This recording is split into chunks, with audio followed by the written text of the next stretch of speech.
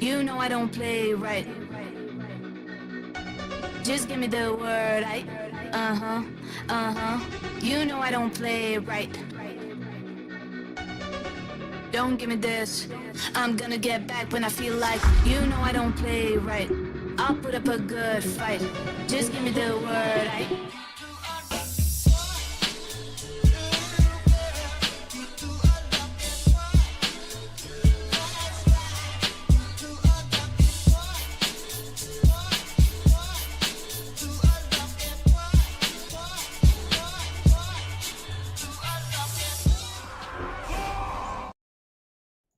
How's it going, everybody? Welcome back to another stream. What's up, Shane? How you doing, my man? Hope you're having a good one, boys. We got ourselves another beautiful day and way too many things to do, man. I didn't really know what I wanted to focus on today. Do we do regular Dragonflight things? Do we do Pandaria things? Do we do some alpha stuff? So I kind of just wanted to, I don't know, keep it open-ended for the day. I don't really know. I have no idea if we're getting a new build today. It's either going to be today, tomorrow, or Thursday. They've been a little bit...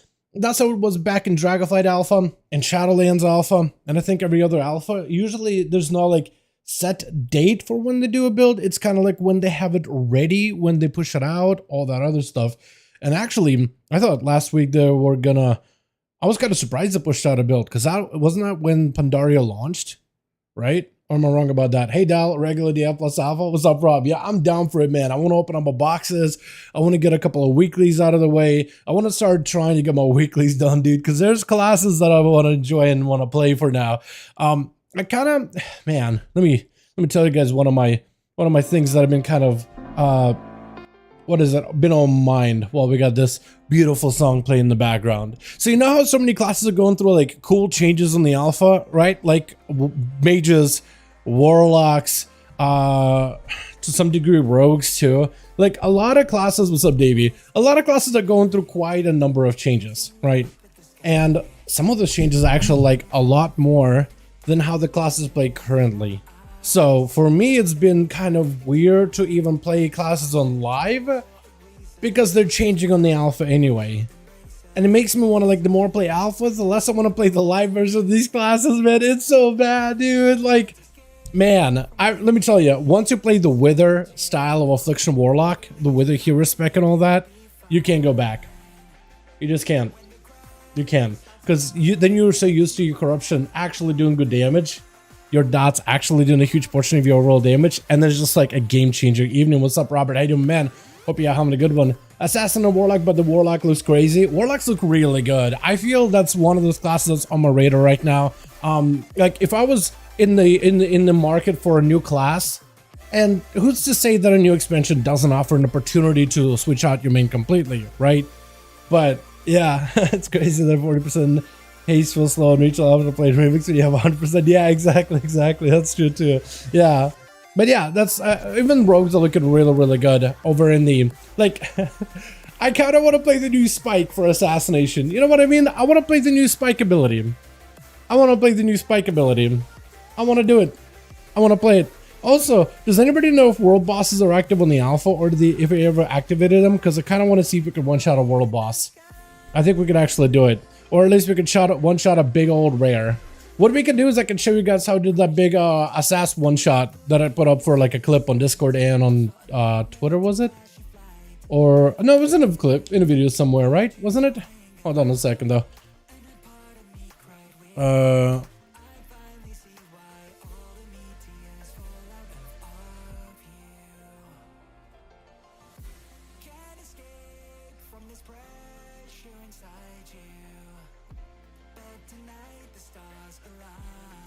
Here we go. Do my regular, what is it? Community note update or whatever. I'm just gonna keep it simple. I want to see how that works out. Maybe keep it simple. Less wordies to play. There's so many versions of WoW to play though, man. All right, so let's start off with the live boxes. I have a handful of those to take care of this week, and then we'll do some, like I said, alpha. I'm down for it, man. I'm down to do some alpha stuff. BNet update. And also, I need to do this. I need to keep Wowhead open cut at all times, or rather World of Warcraft website for forum posts if there's going to be a new build on the alpha. Because if there's a new build, I want to take a look at that. Hopefully we'll get a beta, dude. I started to hear people saying that apparently beta might come out, maybe possibly, sort of, people hoping rather. It's going to happen this week. Hold on, actually. When is the beta supposed to come out for War Within? Can we see the actual, like, the map? Roadmaps for 2024. So we actually have them here. Yeah, so can I just download the entire thing? Hold on. Here we go. Alright, so taking you guys with me on the map here. So the beta is supposed to launch actually between spring and summer, or a little bit after summer starts. So it's actually very soon. It's actually should be very soon, from what I can tell. Because I'm assuming it's like the center, once it hits like the center line, that's when it launches, not when the thing begins here, but the center line. Because that's how it was with the alpha, and with 10.2.6, and 10.2.7. So we're actually getting it super soon. So it's either probably not this week, but probably next week or the week after, man. So hopefully, that means we're going to have a huge wave of invites over for the beta. It's because literally anybody that bought the, what is it, the extra bonus edition or whatever, should be able to get into. Alright, let's go open up my boxes here real quickly, boys. I don't have too many alts that I've done boxes on. I don't even remember exactly who's done a box. I'm pretty sure I did one on my monk. I've also been messing around with an add-on, by the way. Just like messing around with classes. So, you'll probably see it pop up here in just a second. I was kind of like, you know what? How do I even... I wanted to just like, I want to dive into a dungeon. I just want to do a key. But like, I feel like every time I play my monk, my rotation is all kinds all over the place. So I actually been kind of messing around with Heckley a little bit. I saw a lot more people playing up with Heckley for the mop remix, because a lot of people are leveling new classes, and a lot of people are like not really familiar. Oh wait, what does my class actually do? So, so a lot more, I've been seeing a lot more people around with Heckley, because I've gotten like, it used to be such a weird add-on that was like, it's okay for like when you're first starting out, but nothing crazy. But they've been improving it a lot apparently. for the days of Legion, which I think is when they added it back then. What's up, Duffy? How you doing, my man? Hope you're having a good one. But yeah, it's interesting because now they actually pull the rotational stuff from like SimC stuff. So like it's optimized for Sims or whatever, or it's trying to pull it from the Sims rather than of like just a suggestion priority, because it has a priority based on Sims. So I've seen a lot more people using it recently. I'm messing around with it on a monk. It actually kind of worked, sorta. It gave me a little bit of a different perspective, if anything, when it comes to monk. You tiger palm a lot more often. I normally call it jab, but you tiger palm a lot more often, and you kind of are banking up quite a bit of chi, a lot more regularly than I expected it to. As for the other alts, did I even do any? Maybe the mage? I don't remember. I know my rogue done stuff because I still rated on my rogue, but like I just don't remember any of my other alts, man. Don't remember them at all. So we'll start with those guys. Do I have anything? No. I thought maybe this guy would have done something on. I've been playing a lot more Fire Major, by the way, on Mop Remix than Retail. It's actually fun when you have a lot of bursts and a lot of haste, because it's like, it's actually really easy to play. And I've been enjoying it a ton on the alpha, especially as a Frostfire Mage. That's been absolutely amazing. I'm so excited for it. I probably should start doing more keys on this guy, because Shaman actually is not changing too much. Actually, not at all. Only hero specs are really changing. Although, I don't know, man. I'm excited for Shaman, and I really want the Tempest Totemic, not Totemic, Stormbringer hero spec to work well. But I don't know, man. I don't know. We'll see. We'll see. We'll see. I am hoping it'll be good, though, man. I am hoping it'll be good. I'm hoping that'll be good. I'm hoping they do some changes to Hunters too while they're at it. That's another class that probably could use a couple of updates here and there. I mean, I could have just not grabbed one of these things. Could have just had that, huh? All right, we're gonna take the coins. Yeah, I mean, this guy, I don't do anything but raid on this thing nowadays, so it makes sense, right? It makes sense. I guess I could buy sockets, right? I can get a socket for the ring, and we can get a socket for Bracer, I guess, because I'm not really gonna switch out of it. Yeah, I already have a socket here. I actually wonder if it's worth for me to forge this. See what other stats it gives me. Because if it gives me a crit, or lets me, takes away some master out of this, I'd be very, very happy. Unless I'm a sub-rogue, and then I won't be happy about that. I think I'll do another socket, and I think we'll do it in a bracer. Ring. Because the other ring I'm usually switching out a lot. Oh wait, I can do helm. That's even better. Yeah. That'll work. That'll work. I can get crit.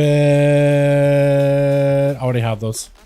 Beautiful. Hold on. 1 and 2.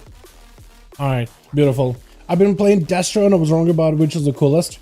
And I was wrong about which lock is coolest. You like Destro or you like don't like Destro? Is it one of those I've been playing Destro and I'm like, you softened up on it? Or it's like I've been playing Destro and now I actually like it a lot compared to Affliction?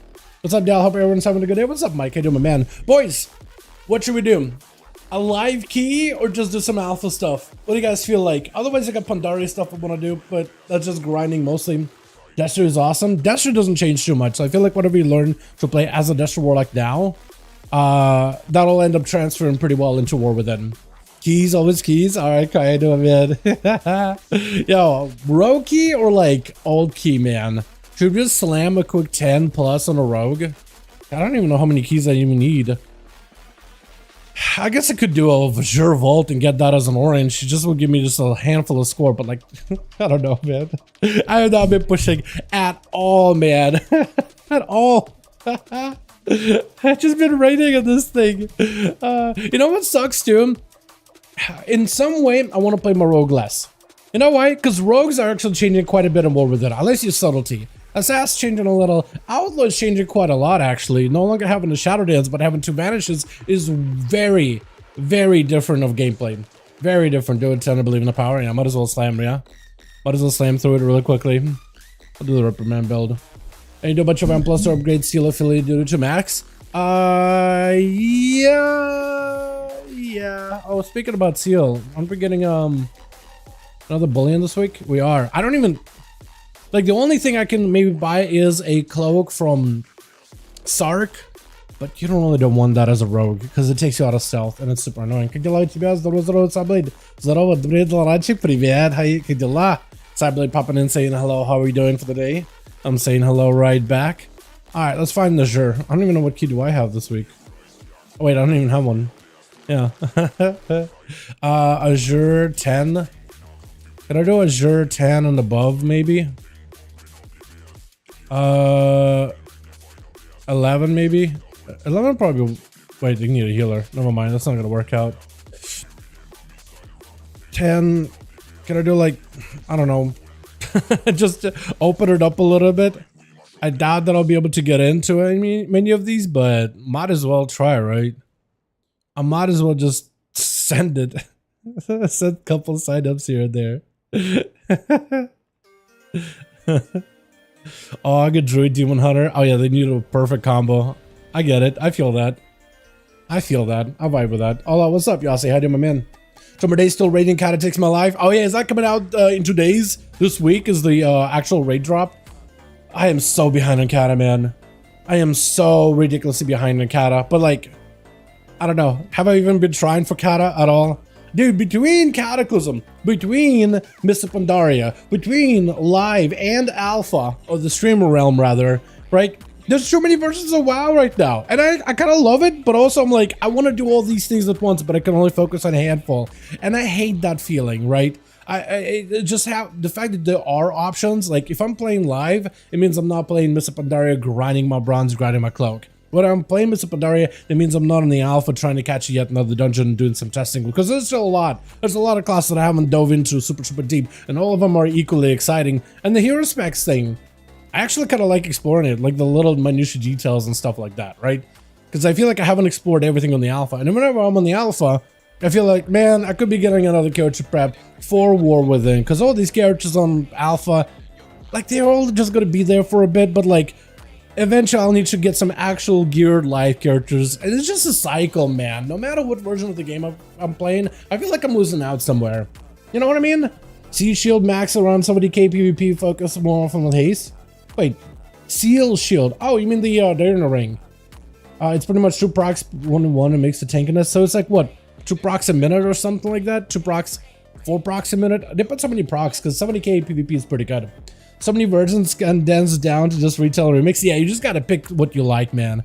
And then there's Cataclysm, right? And it's like, I could have been playing Cataclysm this entire time, because that is the expansion that I played back in the day. I would love to go around spreading mushrooms in a druid and just bombing people. I think it'd be so fun, but no time at all. Get 5 screens, 5 keyboards, 5 mice, play them all the wows. Dude, imagine if that was a possibility, I'd do it.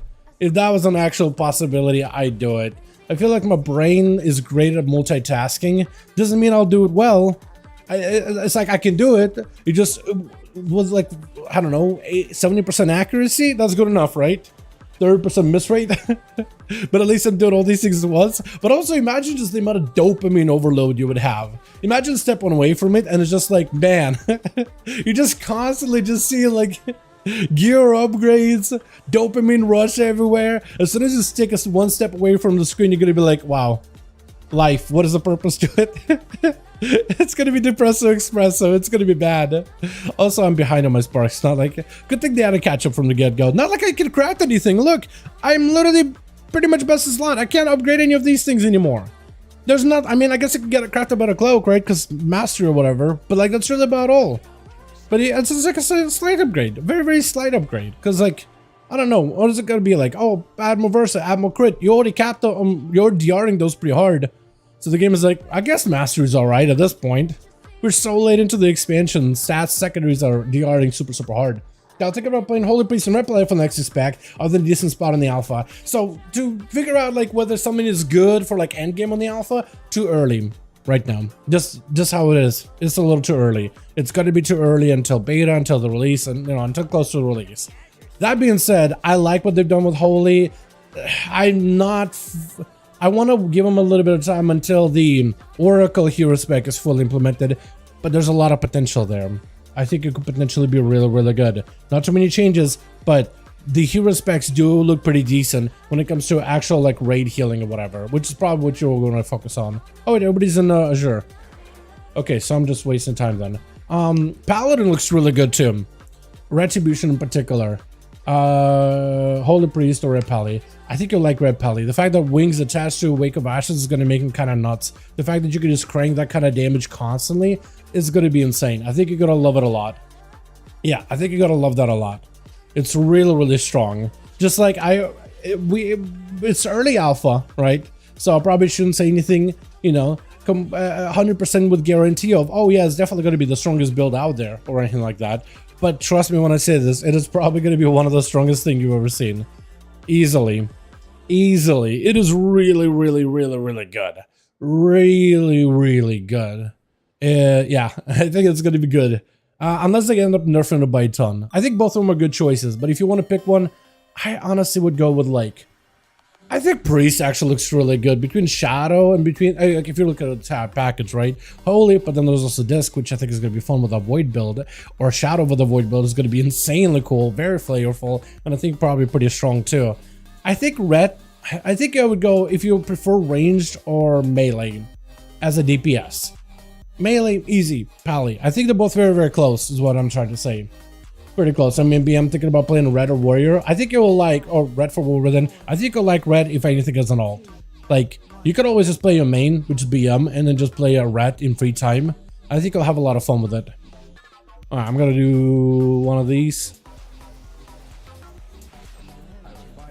Tell me that. Okay, cool. Everything stays after the smoke. We're just gonna go slow. Baby slow. Baby speeds.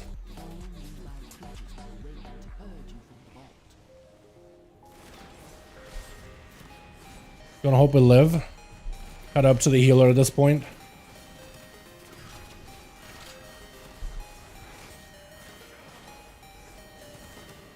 Ah, I messed up. Plus I could have vanished there. Or blinded. I'm gonna die. I can't kidney that thing? I thought I could for some reason. Boy, am I doing well. At least you live, sorta. Okay, reset. Okay. I like that. Hope he stays that way. Probably gonna go both and flexible. Preferring melee and paladin for fantasy is one of the best fantasies out there. I do gotta agree with you on that. Also, with some of the things they're doing for Holy, I think Holy might actually look really, really solid too. I also like the hero specs for paladins a lot. I don't know if you watched my video on the hero specs, but the Herald of the Sun, really cool. Big fan of that one from Holy and for Red. But even like the, what is it? The, what's that one hero spec? The Forgesmith, right? Is it Lightforge or Forgesmith? I can't remember. Oh, we're gonna die. That's why a cloak would have been amazing. But that one is also really, really good. Really, really solid. Like, surprisingly good. It's one of those that actually surprised me the most because I thought, okay, well, it's going to be shielding and there's going to be some weapon stuff. But they improved it a bit. Like, recently. They took some prerogative and decided to improve it quite a bit. So I like that a lot. It feels a little bit better for both Holy and for both Prod as well. It still is kind of a supporty, but there's a bit more of that healer focus aesthetic to it, right? If you're just trying to like, okay, I want to be able to heal everybody. It still doesn't feel like the greatest for raid healing, unless you just want to have some focus healing. But it is solid, I'd say, for a dungeon healing at the very least. It's just the whole like, oh, you can apply a shield on one person and yourself. I feel like kind of makes it limiting for raids because you want to really cover as many people as possible. That's where Herald of the Sun, I think, is going to dominate easily. Because if you just have a bunch of people like tag with your little beam and then you just got to stand between of everybody, you should be able to like cleave a bunch of people with that beam, doing a bunch of AoE healing, especially melee or rage, or if everybody's stacked up together. There's a lot of opportunity there. And if you play melee paladin, which has a shorter uptime on or cooldown on wings, then you're gonna get even more value out of it. Just if you're trying to like play around with cheese and stuff like that, because it's a lot of healing and a ton of damage. I look at my healers though from a dungeon perspective of like, how do I do damage but also heal allies? And I don't need to be able to heal like burst heal somebody once in a while or heal 5 people at once. I don't look at it from like, or I have a harder time like look at it from like a raid healing standpoint, just because that's usually not where I'm like, not what I do all that often whenever I play healers. You know, Lightsmith, isn't it? I think it is Lightsmith, yeah. I think it is Lightsmith. I drew a blank here, man. I can only remember so many class abilities and hero specs in my brain at a time. I can remember Forgesmith, Lightsmith, but some along those lines is for sure. Pretty sure Lightsmith is the actual answer. Where is he taking this? Okay. Oh, okay. I get ya. He's trying to cleave down middle. I like that. That's probably the play. Eruption. It didn't get as many. It only got like a couple of trees. I thought it would be a lot more. This kind of blows, isn't it? I feel like I need to go here-ish. Because we are ethical. Ethical Larry. Hope I get a lot of procs here. It's fortified, so I shouldn't have to faint. Keyword shouldn't. Yeah, didn't have to faint. Still hurt a little, but didn't faint.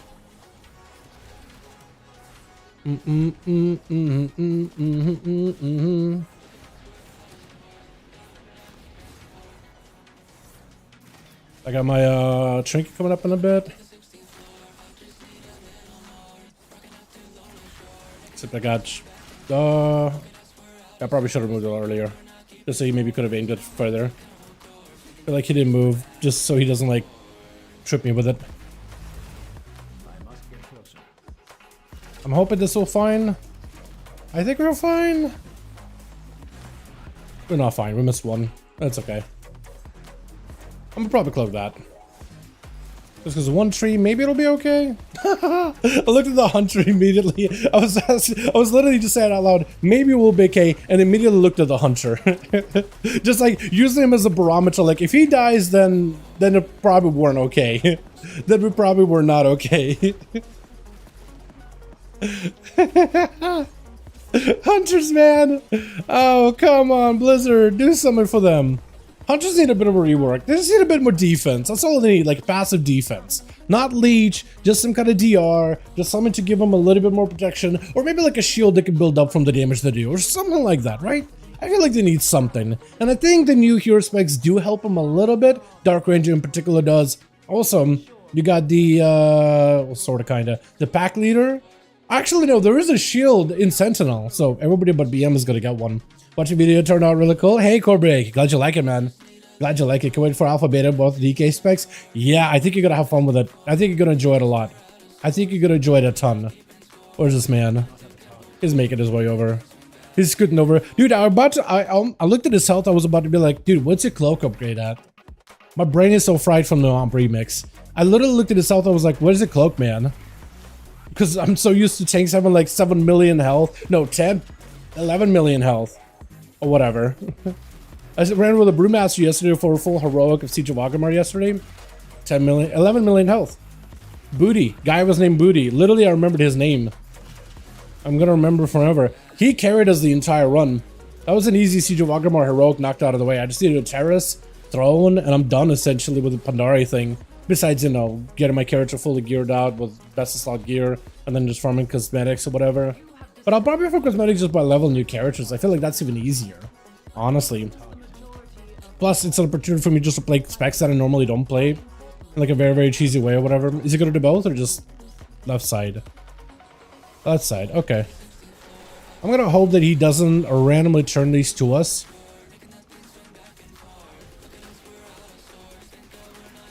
Hoping for the best here. Pray. Okay, he's fine. He may need something for them, though. Oh, he blew my AoE blind earlier. I'm kind of out of a cooldowns right now. Kind of out of a damage. So Sash over there is the only one that's actually doing anything right now.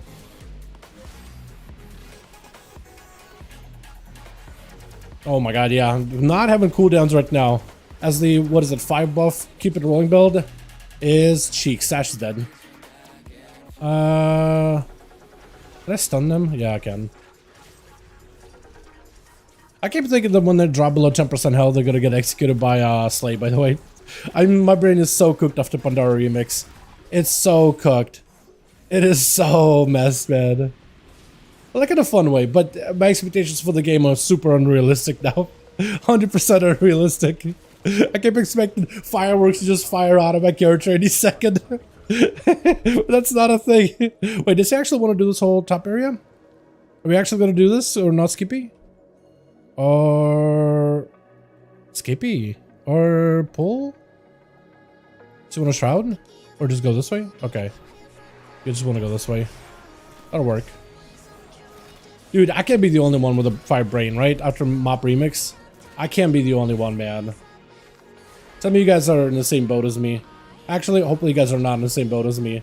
Because this is not the place where you want to be. Fried is not how you want to be.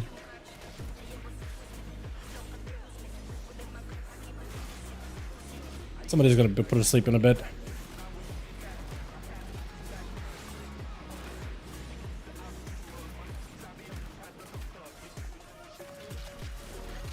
I'm actually surprised I'm doing any kind of damage. I feel like I got nothing rolling. Besides a decent buff here and there, that's really about it. Just pressing buttons. Okay. And... dead. Oh, dead. Oh, last second. Oh, I love it. And slept. Okay, that worked. Yeah, I only have one area blind. I guess it should have been, what is it? Targeting one of the little guys just for a kick. Or a stun. Yeah, that would have been better, right? Yeah. Is 4 in any 5 item level good enough for +6? I'd say it's, I mean, if you got a pre-made group and a bunch of friends, yes, you don't really need a lot of item level for a +6. But for a pug, it's going to be harder to get in. I'm telling you right now. Just telling you, being honest with you. Not for the pug.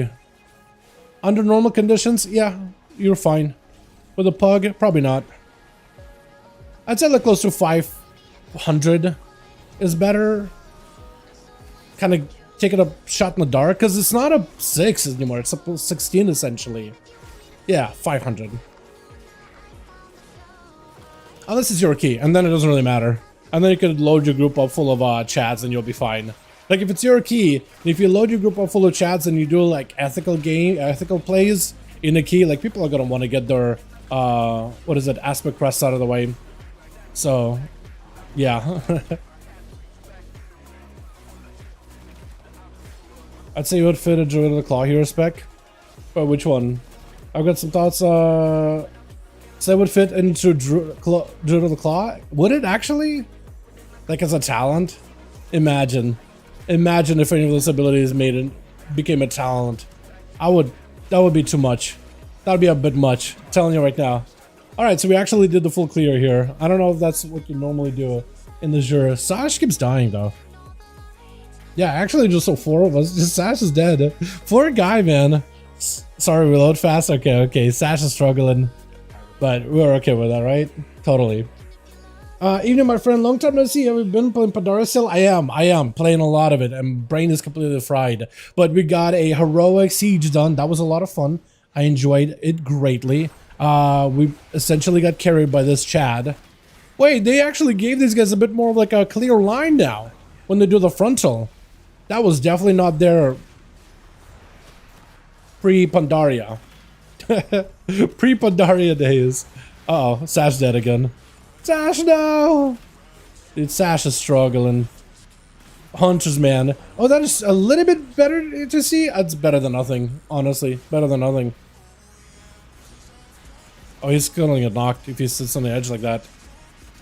You might want to turn him. Even a little. Because I can't stun these guys. Can't kick him either. Yeah, that's gonna... This dude is trying to... He's trying to carry the weight, man. Carry the weight for Sash. He's doing the best he's got. Look at the damage. He's actually doing decent damage, like 100k DPS. Which is essentially Sash's damage. Pharaoh needs something that's a bit much, lol. You think so? Pharaoh just needs a bit of a... I don't know. They need to give him a little bit more, what is it? A bit more... Shroud this? Shroud? Okay, well, Shroud. Okay. I thought you could just walk on the right-hand side. I didn't... Yeah, couldn't you just walk on the right-hand side? I felt like it was a... Okay, I mean, I guess might as well use Shroud, right? Put it on cooldown. I don't really care. I'm holding the key up anyway. That's my B.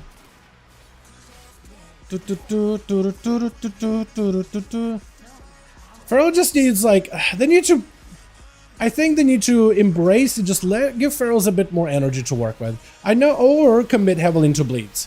I feel like that's what they need to do. Either commit heavy into bleeds so that your bleeds do a ton of damage and you're not really, don't have to worry about constantly having to have the energy and managing things super, super tight, or just give them a ton of energy. Like at the end of the day, people just want Feral Druid to play really good. So you either give them like a ton of bleed damage so they're not forced to manage their resources like super, super tightly, or give them a lot more energy to work with and just let them play like essentially like a rogue. But then again, they don't really want Feral to feel like a rogue. It's just some of the talents they've given them are just all over the place. Also, please make that barrel weaving thing work and make it hit really, really hard. Thank you. That'll be great. If they can make barrel weaving hit really hard, I'll be very happy with Feral. That's all I want to be able to do. I want to be able to go in a bear, give the boss a huge mangle.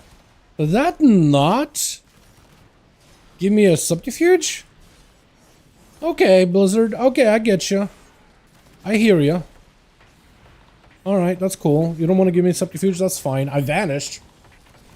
You gotta go, but okay. Fine. Classic Blizz, huh? It's probably a bug for all you know. Or somebody got a Star Clock, maybe? Somebody's knocking me out of stealth. Again, the subterfuge is gone where everything was fine. What the hell is happening?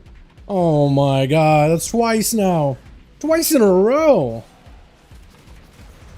I'm just trying to get my between the eyes, man. I need those resetties. The resetty spaghetti, please. There we go. Now we can actually play like a normal human being with a adrenaline rush. I'm really afraid how Rogue is going to feel in the war with him, by the way. Very, very afraid. Because they're really removing some of those stealthy elements out of us. And Crackshot is such a... It's such a cracked out ability. It's so good. Wait, can I summon these things? Yeah, I can. I should have been doing that the entire time. Yeah, it doesn't actually have to get cheated by them at all. There's got to be someone that's taking me out of stealth, right? Maybe it's the Pally tier set with versatility buffs. For all of it is, maybe that's what it is, man. Maybe this is causing it. I would have no idea. Uh-oh. A cloak just in case. Probably a little too much there. Hope they switch up the blood DK. And then realize uses Morrowind skill is for DKs. Morrowind is there just to build up the resources though. It's just, I do agree, they probably have way too many resources if you building up your Bone Shield. Which isn't the worst. Having all those options of how to build up Bone Shield. Alright? But, yeah, it's just too many buttons doing the same thing. I will agree with that. I feel like Morrowind should be a button that you want to press once in a while. Maybe like, over time, Morrowind, like when you not use it, it just builds damage until you can do like a big hit of Morrowind. So you're encouraged when you press it once in a while. I don't know, just a way to make it interact with the rest of your kit. Or maybe let it play with, I don't know, one of the hero specs. Like the Senlan, right? That could work.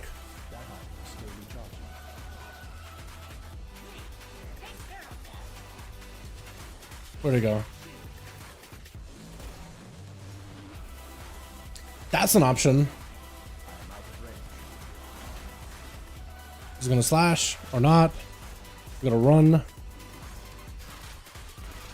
I messed up. It's okay. Is that big one purple, huh? I don't think I've ever seen a purple like that. Or maybe maybe that's perfectly normal. Can't tell. Too far away.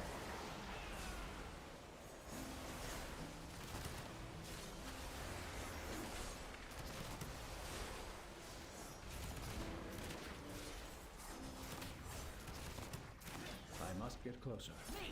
Take care of them. Slash you. My magic. I mean, you could drag her to it, but I require it. I might as well, right? I am out of range. Might as well. Me. Take care of them. Slash you.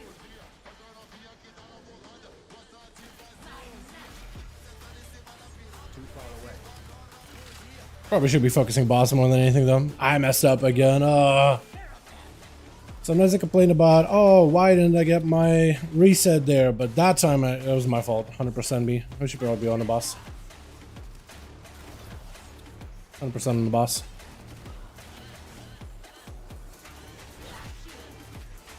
Even if someone's an ad, just focus. I wish they kept the skip, dude, because you could do the skip from second boss to third boss. I used to love those, but now it's like a dead zone. The Force of Blood, Frost on already. It doesn't get used though. Press it 3 times in an A key to focus it into. To force it into the Blood, Frost one already. Wait, the actual Bone Chill procs into the. You mean the Death? Oh wait. Into Death? Into the Reaper one? Morrowind? Really? I need to take a look at that.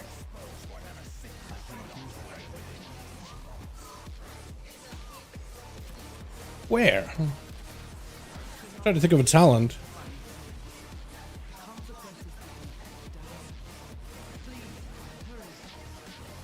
That's what you mean by Blood and Frost, right? The hero spec both of them share? I must get closer. Also, why am I doing this much damage? I can only hit like 8 targets. I feel like I'm not doing anything as an Outlaw Rogue. Like I'm not even popping cooldowns, I'm not getting the procs. Okay, we're gonna die. On this. Okay, if Sash didn't die, we're living. We're livers.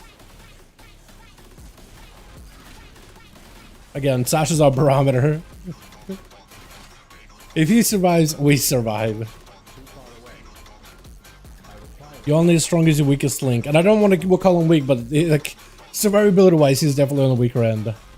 You know what I mean? Oh god. I thought he was gonna walk in. I felt comfy. I felt confident doing that. Shouldn't have been.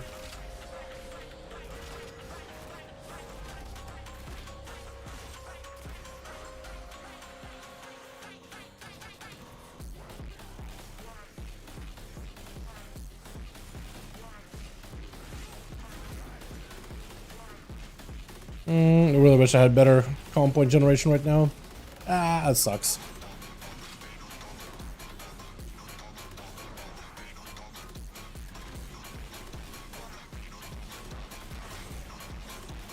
Can I evasion that? Totally can. Okay, what was that? Oh, of course they're all leaping out of there now. Oh, of course you're gonna leap. Give me something to cleave.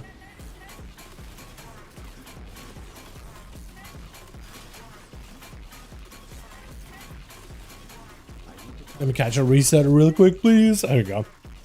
Put in a more within channel. Okay, I'll take a look at it in a second. Whenever we're not going from like pull to pull. Oh, music, please. No. There we go.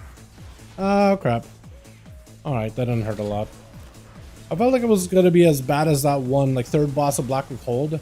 Because he does a shoulder check and it's pretty hefty. This guy's nothing.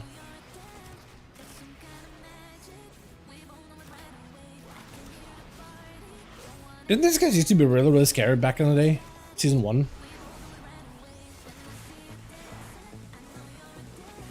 Sash died, okay. that didn't feel like, oh, okay, that probably is gonna hurt, right?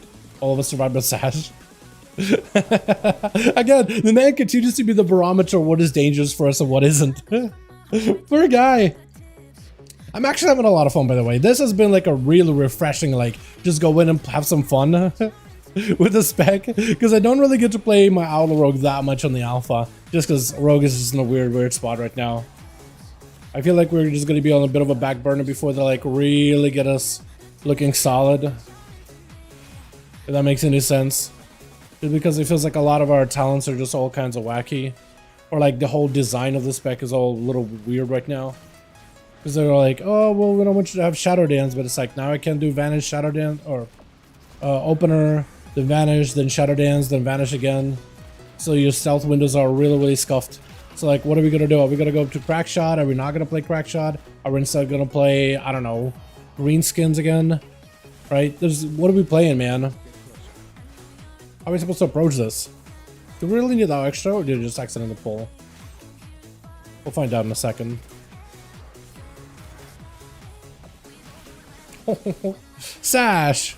Oh, Sash! He leapt into it! The goober's jumping around all over the place. What are you doing? I stood still and he literally jumped into me. I'm gonna... We actually did need this guy. But fine. Oh, we still need more.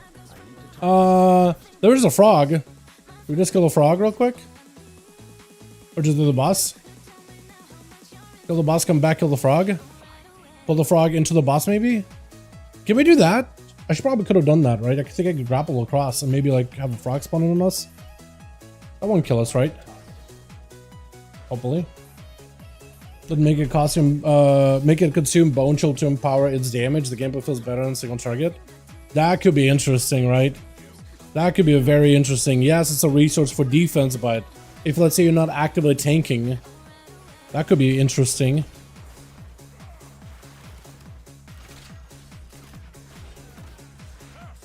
But I feel like that'll be maybe a little bit, because they've been kind of walking away from like too much complexity, right? They like a class being interesting, but not complex at the same time. What is that? Ruby Serpent Sword. Is that this guy? Must be. Or someone else maybe? Ruby Serpent Sword. I don't think I've ever seen that.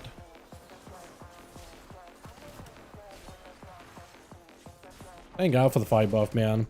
I needed that. Give me some crack shots, dude. Give me some good crack shots. Yeah, one good one. Okay, 2 maybe? 2? 3? Oh, I'll take it. I'll take it. Yeah, you can crack shot just like that on the alpha, man. They're really doing some wacky stuff with our stealth windows. And I don't like it. Like, it just removes some smoothness out of like a playstyle. Alright, now I wouldn't even describe like the current playstyle of Outlaw. It's very busy. There's a lot going on. To some degree, it's very, very jank. But like, it's functional. It works. And they're kind of breaking what works. Which I understand why they're doing it. As long as it comes out better than where it was. As long as it doesn't come out worse than what it was. Like Death's Caress and Bone Shield Generator. Just about bones per cast. I don't know, just give a... I don't think they need to do that. I think what they need to do is just to give more rand a bit... an extra job. An extra goal. Or like a talent that synergizes with it, where it's just like... It gives it a little bit extra new gameplay. It doesn't have to like overly recraft the blood DK. You know, I don't think it necessarily needs to do that. Plus, I don't think they're gonna.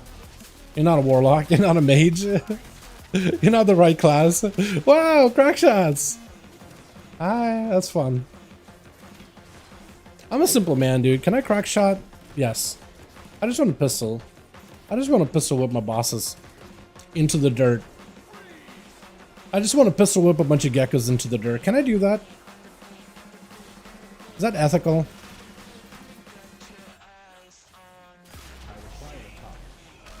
We still need 1%, but it's okay.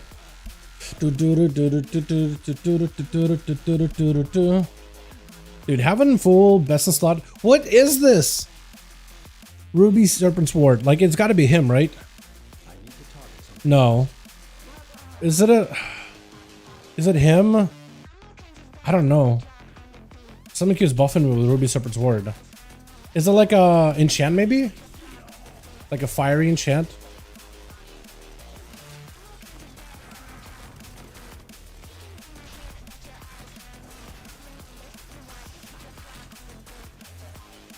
I'm gonna try to see if I can attack the shielded crystal whenever I see one. That's a scary one, right? One that actually hurts and does a lot of damage.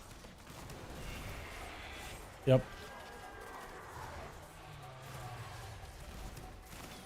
Yeah, once you break the shield, no more damage. It's gonna kill the rest of them.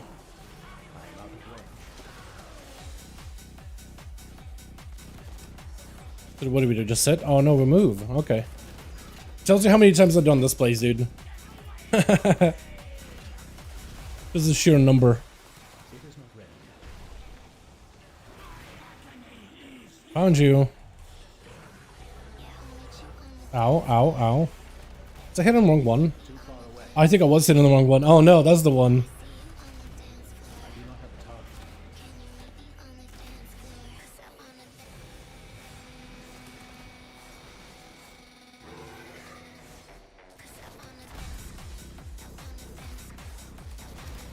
Dragon hurts.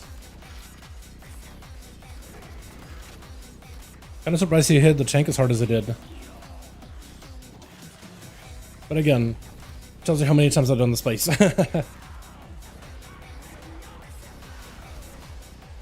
As long as he doesn't do the Dragon Stompy, we're okay. Okay, Dragon Strike. I don't want to be in that. Oh.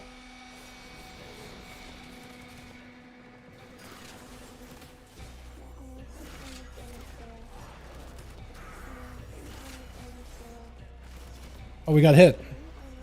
Okay, we're cloaking that. And we just live in. Sash dead, but Grief Torch reset. Dude, Sash is my favorite hunter. I like the Grief Torch resets. Do we just need... Does these things count? Do we just kill one of these? Or do we just kill like the Okay, I guess we do kill one of these. I was thinking maybe we're gonna use them just to like let the trap go off. Yeah, he has the last percent. That's awesome. The neck you're wearing, Dal? I am wearing the... Oh, it is a Ouroboros necklet. You are right. I didn't even think about it. It is a necklet. I was gonna say, like, what the hell is giving me a shield? But look, it actually is giving me both nature damage shield and a fire damage shield. Okay, never mind. I am dumb. I was gonna say, what is that? I've never seen that before. But also, I've never worn this necklace before, so... Tells you how much of... I don't even play this game. What is this game? I don't even know. World of Warcraft? Huh? I never heard of it. God. I'm trolling, man. GG's. TY all. Appreciate ya. We did okay damage, right? I don't even know if that's a lot anymore. I feel like it's mediocre. I've seen some people doing like pulling millions just in the first pull of like Ruby or whatever. Let's see. Exterminate. That's the one, right? After Reaper's Mark exposes someone in Morrowind. Next Morrowind costs no runes and someone's whose size. I don't know. That's not enough of like a, hey, here's a town that makes you want to use Morrowind. It's like it's just like, because for Frost it's just obliterate. It's just like your basic runic power spender. That's single target. That's all they're attaching it to, right? Your Scourge Strike, or I guess we wouldn't really have Scourge Strike since Unholy DK does not have it. It's just like, it just attaches it to a very base ability. And it makes sense to add it to Morrowind. I get what you mean, right? Hey, I have too many Bone Shield charges. But I guess I understand where they're coming from, because you're not gonna, like, I guess I could play it to a Heart Strike and your primary target will get hit by the Scythe, but yeah, I guess no rune cost. I mean, it doesn't cost you anything, right? You might as well press it. It literally costs you nothing. I don't know. I see what they're coming from with it. I feel like that's, personally, I feel like to say, oh man, put it on Morrowind, but it's like there's no rune cost. I feel like it's a bit nitpicky at that point, personally. Right, I get where you're coming from, but to me it's like, they just want to pick a standard ability. Heart Strike though. Heart Strike. Okay, so for Frost Death, it's obliterate. I feel like they probably needed to tie it to a resource builder or spender, or yeah, they probably wanted to tie it to a rune ability, right? Because let's say if you did like Death Strike, costs no runic power. But then doesn't that means you get like the fattest Death Strike ever that consumes a ton of technically resources? Or like what kind of a Death Strike would they do, right? That's probably where they're going from, and they probably just tied it to just a specific rune spender. Because it makes it cost no resources, because they thought, okay, well, just free Bone Shield charges as a Blood DK, or free Obliterate as a Frost Death Knight. And they probably didn't think too hard about it. But also, yeah, if you did Death Strike, I was like, well, if it costs no runic power, how much runic power does it technically consume? Because it depends how much it consumes. It's also how much it heals you for, right? So, but also if they tied it to a runic power spender, then it would have been a Frost Strike. Or what if you already have a Breathless or Ghost rolling? I guess for, what is it, for Frost DK, that would have been a Frost Strike that you can use in between the Breathless or Dragosa for free, right? But like, but would that also extend the Breathless and Dragosa, right? Because there's a bit of play with runic power, and they probably wanted to like not touch it. Like there's usually a reason for these things, but that's what I'm getting out of it. I see what you mean, but like I feel like they should be like, oh, after so many seconds or whatever, your next Morrowind does more damage, and maybe it does like cleave, right? Whatever target you hit with Morrowind explodes with just Viscera, striking everything nearby. I think something like that would be cool, because then you have like this buff that stacks up, and the Morrowind starts to glow, and then you hit it, and then the enemy goes exploding or whatever. I think that'd be cool as hell. Was it max on Crest right now? I don't think there's even a max. Is there a max? Apparently there's a max of 720. Yeah, apparently it is a 720, and I'm behind it quite a bit.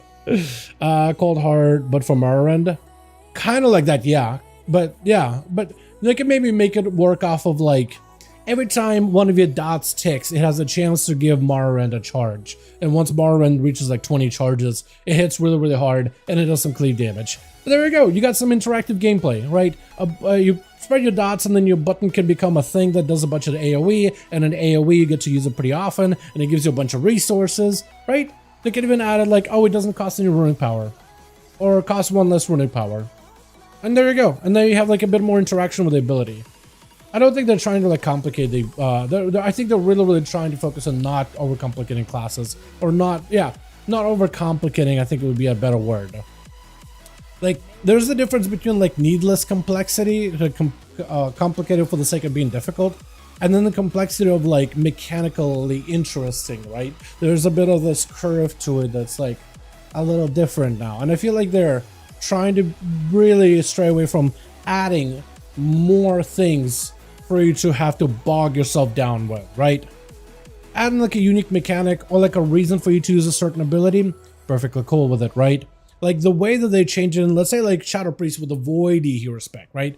They are making it so that whenever you press your Void Torrent, it gives you that voidy thing that flows over to the target and just kind of keeps building and radiating. Every time you press DP while the thing is out, it grows in power. And every time you Mind Blast, which while the thing is out, while the Void, what is it called? I don't even know. Void thing is out. Your Mind Blast is transformed into a more powerful version, and you can then tie it with another hero talent that can prolong the duration of this voidy thing, so it can last a little longer. So now as a Shadow Priest, you're like, okay, well, now I want to make sure I back up a bunch of resources. Then I send out this void thing, dump as many DPs as I can. Those DPs also give you, what is it, Surge of Power, I think it is? It's basically Shadow Spike Insanity or Flay Insanity, right?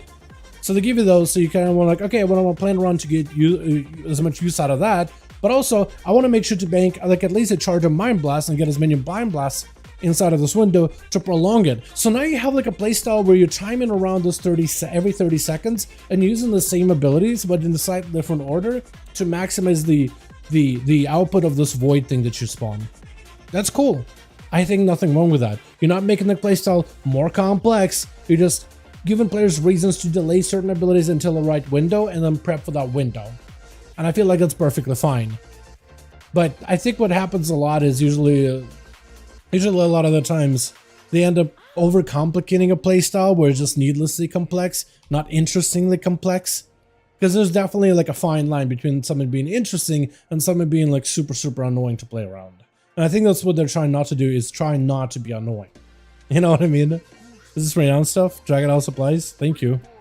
Appreciate ya. Wow, I don't even know why I got that. Thank you though. What? Is that my, what is it, Quartermaster weekly thing or whatever? I don't even know. I love running the poison dot build as assassination and the warlock dot build is insane. It's gonna be a lot of fun, Davey. A lot of fun. I am hoping that what is it, the rogues are not really gonna be able to take advantage of a full dot build though, are they? In War Within. Our hero talents don't really let us become like a different version of rogues. Now you got me thinking about it. Not necessarily. What is it? I guess there's the Mark one, which is pretty cool for Assassin. But then you also have the Fate, flip a coin rogue, which is just flipping a coin. It's either a damage buff. I guess no, I feel like in Venom windows are going to be pretty good for that one. Because there's a lot of influence of like playing Venom and using Venom to flip a coin and then maybe build a damage buff, which could be really good on its own. Just a raw damage buff, or like a cosmic damage from the other coin, heads or tails.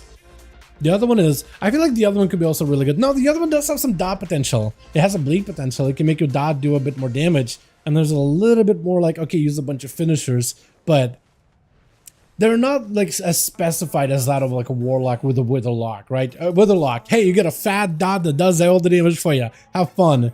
and then all the hero talents and all those things are built around it. With rogues, it's like, here's a window that kind of buffs all your finishers. There's some bleed stuff, there's some poison stuff. Enjoy. And it just applies for both specs. I think it's because rogues are just so very similar-ish to one another. They just couldn't really have us lean into a completely different direction. Whereas Destruction is like, I could either be like a Destro Demonology hybrid, summoning demons, or I could be an Affliction Destro hybrid, where I still chuck chaos bolts while I have a fat dot rolling on a target. I feel like that could have been really cool for rogues, right? Just a fat bleed as a sass or a subtlety, but I feel like that probably subtlety players wouldn't have enjoyed it because they want to get more eviscerate finishers. So it's just like, with rogues, it just ends up being just like, okay, we'll just buff whatever you always do. There's no thematics. It just will enhance how good of a class you can be in the moment, which is still kind of cool. There's some cool stuff there either way. Yeah, DK feels so simple right now. Not saying it's bad, but I like a little bit more interactivity to Blood Boil and then run weapons. Team Solo into D. I don't think tanks in general. I think that's just tanks, man. Right? Most tanks are like that. There's not too much going on unless you're like a monk. Brewmaster is the only one that really has like some complexity behind how you can deal DPS. But yeah, yeah, I think I guess if Blood DK specifically, Sin Land wouldn't really give you more complex gameplay. Neither would the Deathbringer really.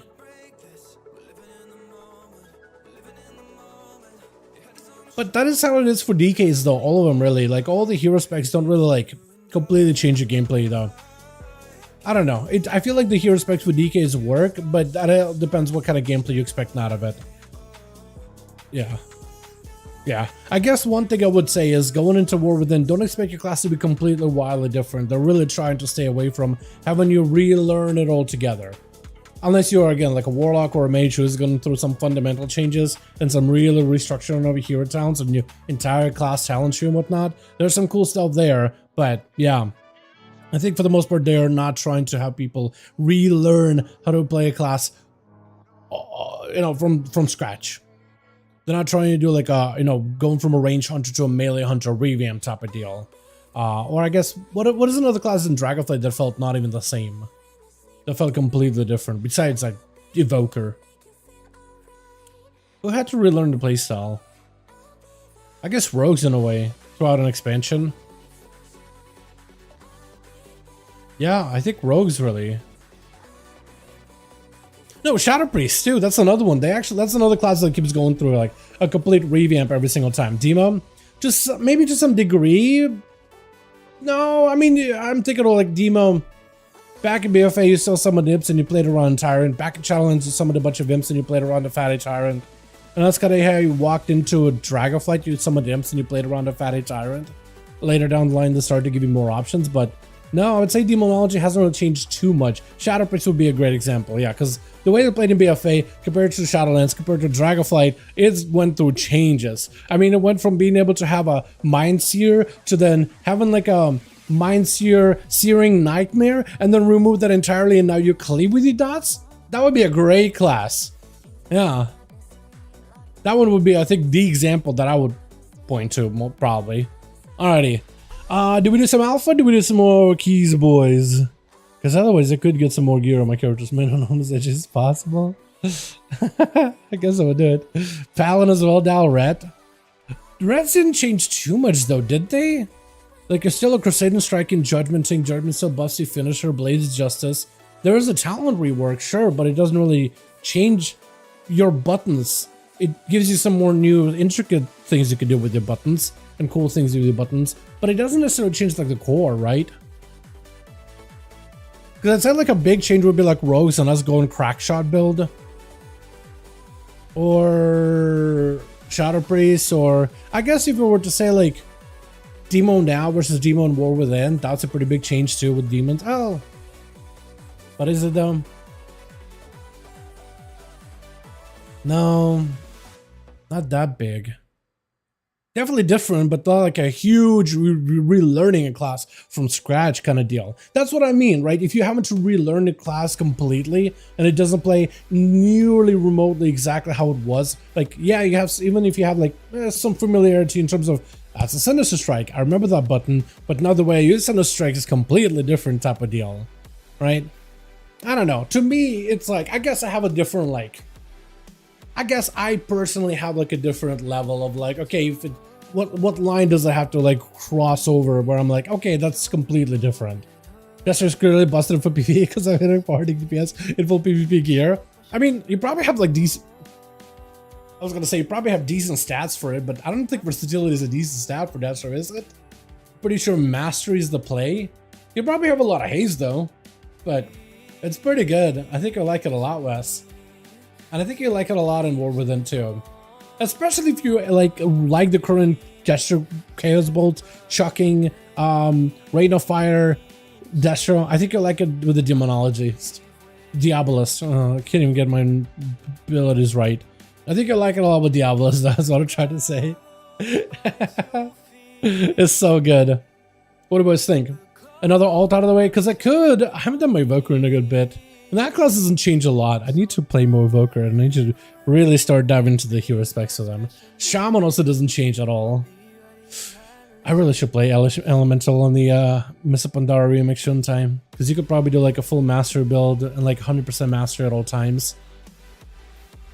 And like Elite Blast for days.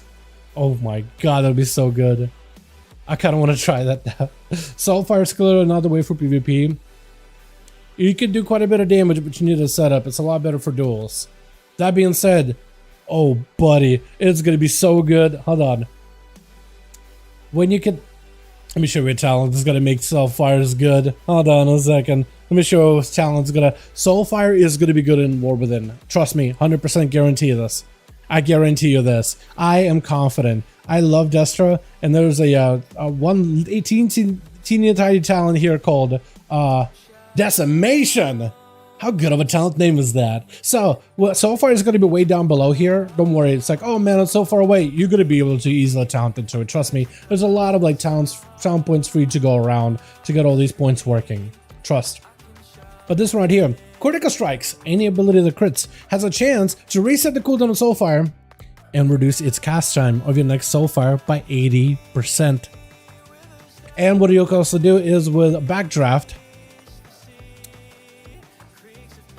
Conflagrate reduces the casting of your next Incinerate, Chaos Bolt, or Soulfire by 30%. So you can use it on your button. So that Soulfire reduced by 80%, casting reduced by 30%. It's really quick. You're not going to get interrupted.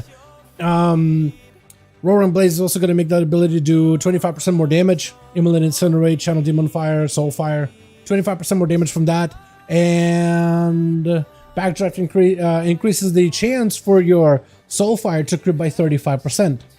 So you'll Conflagrate once you get a Soulfire proc. Then fastest Soulfire in the West. Flies in, 25% more damage, 35% more likely to crit. Yeah. And that Soulfire, if it does crit, could chain Decimation, I'm pretty sure. Unless this has an internal cooldown. I don't know if this does have internal cooldown. Does it get proccing a lot? Master and Verse. Versatility Master is switchable if you don't have a tier set. Otherwise, run full Mastery, ignore Versus, Destrum. I guess so, yeah, because Mastery does also give you a bit of DR, doesn't it? Doesn't it? Boys, what do we do? What do you guys want to do? Alpha? Live? More keys? I'll pick an alt. I'll pick a character to play. Or Pandaria, Pandalands. What are we feeling like? Because I'm down to jump around, dude. I actually enjoyed that key a lot. I actually had a lot of fun. I kind of want to do another queue on live. I kind of want to do another one on live. Except I kind of like doing a real key. I don't know how many of my ults can do a real key, but I guess like a +2 is still like a key. Kind of. When gearing. Isn't it? Yeah, we might be able to find a +2. What do you guys want to see, man? Do Warlocks actual run Versa though? I guess where you're coming from. I guess I understand where you're coming from, but actually,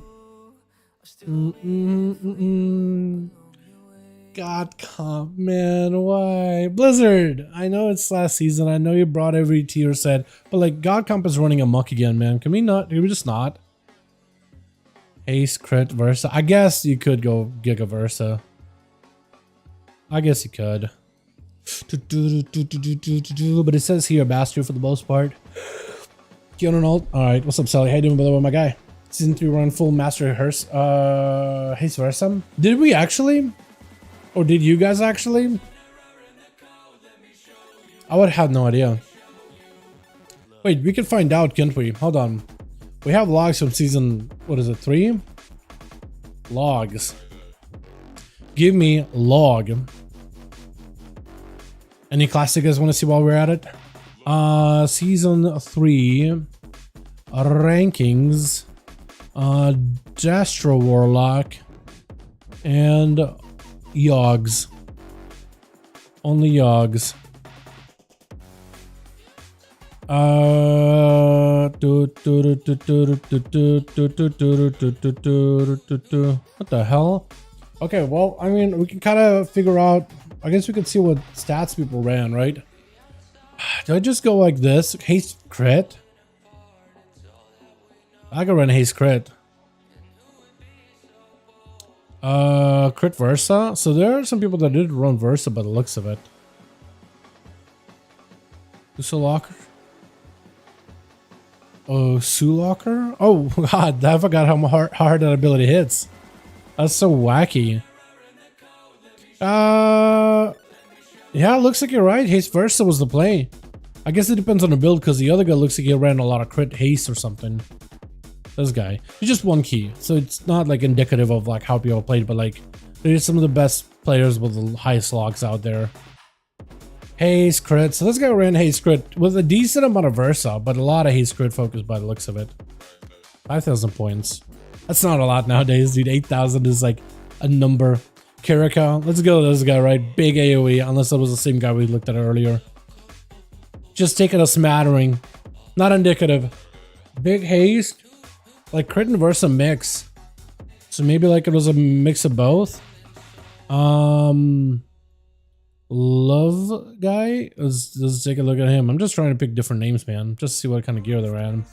Haste, Versa. You're right. Yeah, that's a big Versa. So I guess it depends, but it does. So it seems like there are some Warlocks from what we've seen here that did focus high. And this is from season 3. So this is like, you know, came and passed. There's no more Warlocks that are running these builds. This guy ran low Versa. He was mostly 9,000 haste. Huh? Huh? That seems like a lot of haste. A bit of crit, I guess, if you wanted to place second one in a running, but that's a lot of haste. This dude did some wacky. Holy. Ricky? Icky Ricky? Oh, Ricky was beginning lap, man. Running laps around this guy. Versa. Haste crit. Looks like a haste crit. I don't know, man. I guess some of them ran haste Versa, but like, I don't know. These are some of the highest keys out there. So if these guys are running heavy, like Versa, you would think, oh, defensives, right? Because you're doing high-end key. Yeah, 9,000 haste, 5,000 Versa. What is this haste? Ah. Is it just like every item has haste on it? Haste, Master Versa, some haste, not even a lot of haste. Why is 9,000? Wafting Devotion? Is it counting like a Wafting Devotion every time it procs it just stacks it or something? Or did he just have like a ridiculous optimum wafting? It essentially just like gave him perma wafting. What is that? Oh man. Okay, let's do another key. This is an actual key. Hey, you got 9K? I have no idea, dude. I'm just seeing the number and my eyes go wide and that's all. Man's played Mop Remix before any of us, apparently. Last season, Destro was Haste Versa, but the Mastery Haste because of the tier. Ah, okay. Is that what it was? Okay. Yeah, because I was surprised. Like, not a lot of classes use versatility as like their primary stat. Unless you're like a rogue or a monk. Or like outlaw rogue specifically. I guess no, Subtlety also uses Versa now. So I guess, yeah, rogue, monk. Used to be Demon Hunter, not anymore, because now they crit master scaling, which is awesome. Love it for them. Here for it. Definitely a little bit jealous, not gonna lie, but you know. No beer is actually physics. Oh yeah, it does move, doesn't it? Yeah. You must crit Versa now? That's so weird. That is so wild. What's good? What's up, Hem? How you doing, man? You know, another class? We could do Warlock. Try to see if we can get a +2 maybe. I don't know if I have enough gear for +2. I don't know if I have enough gear for +2. I've been playing a lot of mage recently on the remix, so I feel like I could jump into a mage pretty easily. I don't even know if I have enough gear. First vote up today. How you liking it? Vote up's pretty cool, man. Rachel is really cool, especially for PvP. Actually, everywhere. I was gonna say especially for PvP though. I like the duty ring because all of a sudden the haste get way more tanky. Filial duty, the sudden haste is way more tanky. It is really, really good. That's what a lot of people have been running. It's filial duty ring, yeah. Like, even if your stats are not best and stuff for it, that shield is really good. Especially if you could, and everybody's doing fire damage anyway with our helmet chance. So like you're doing Shadow Flame or pure fire damage on a regular. So you got enough reason to like proc it or whatever. I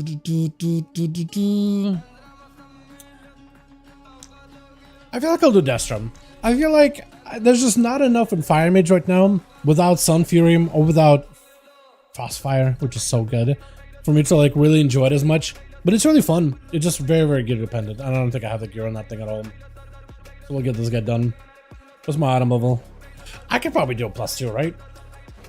Sign up for a +2 maybe. Maybe. 2 through 4 maybe. Get a weekly key out of the way on this guy. I'm a Warlock, so maybe they'll take me. Who knows?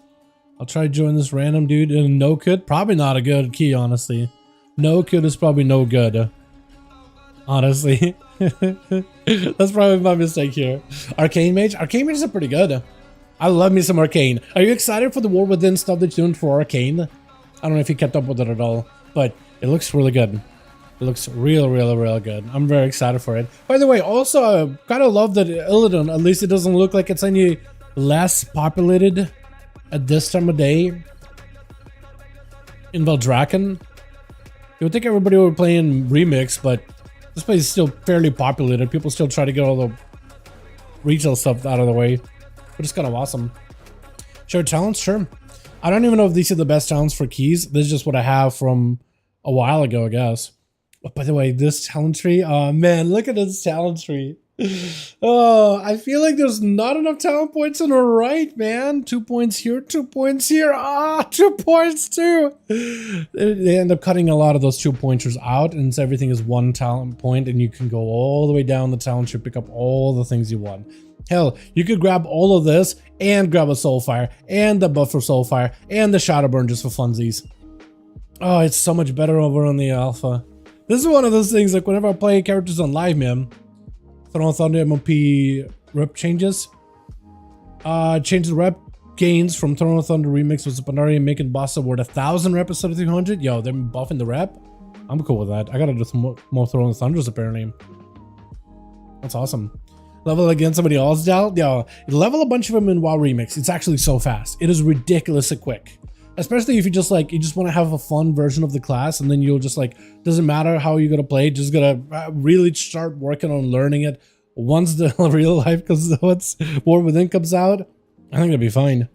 Destruction Warlock, actually my favorite class. It is looking so good, my guy, in the War Within. It looks, I feel like the version they play on live, I'm glad you're loving it, but like, and I don't mean this in a bad way, this version is inferior compared to War Within. This means, it doesn't mean that the version you're playing is bad. Have fun, enjoy it. That's the core of the gameplay. Chaos Bolts, Incinerates, Rain of Fire, have a cleave, dropping down Infernal and getting yourself loaded up full of soul shards.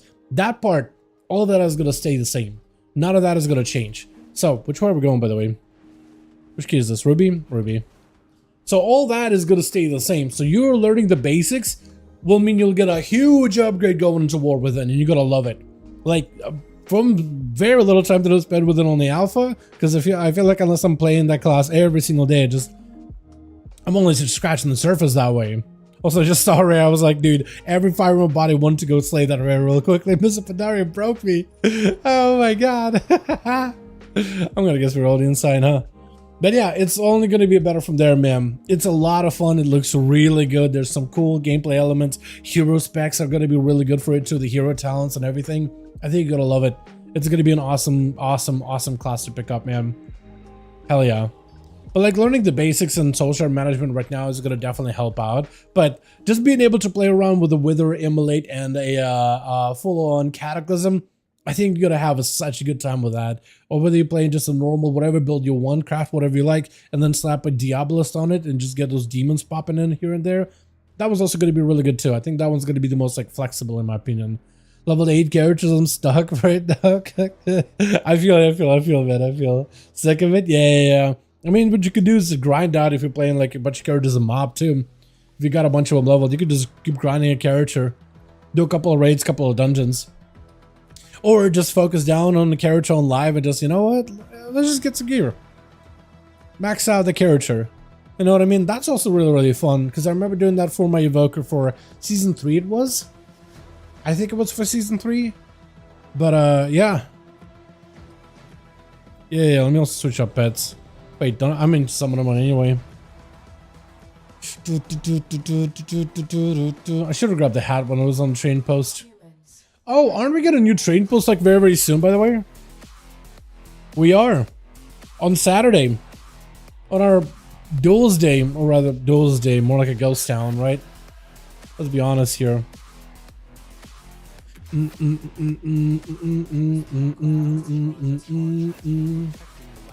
This guy with the Stormkeeper, I love seeing it. Love to see it. Is that the Ellie? No, that's the Resto with the Stormkeeper. Okay.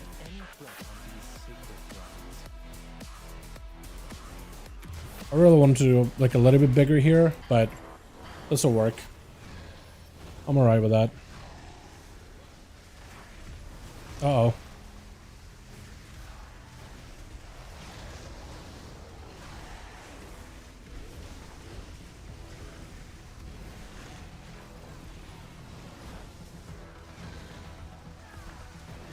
About to play the game, having fun. All about playing the game, having fun. I feel that, man. I feel that.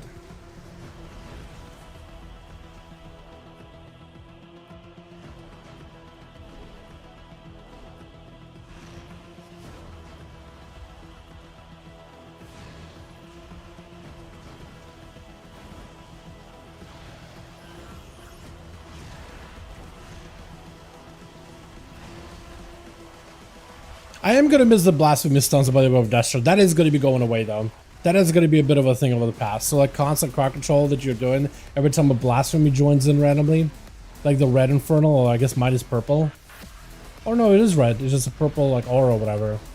That is going to be a thing of the past. You're going to get a different demon instead. But that constant crowd control that you get to do now, that's not going to be there anymore.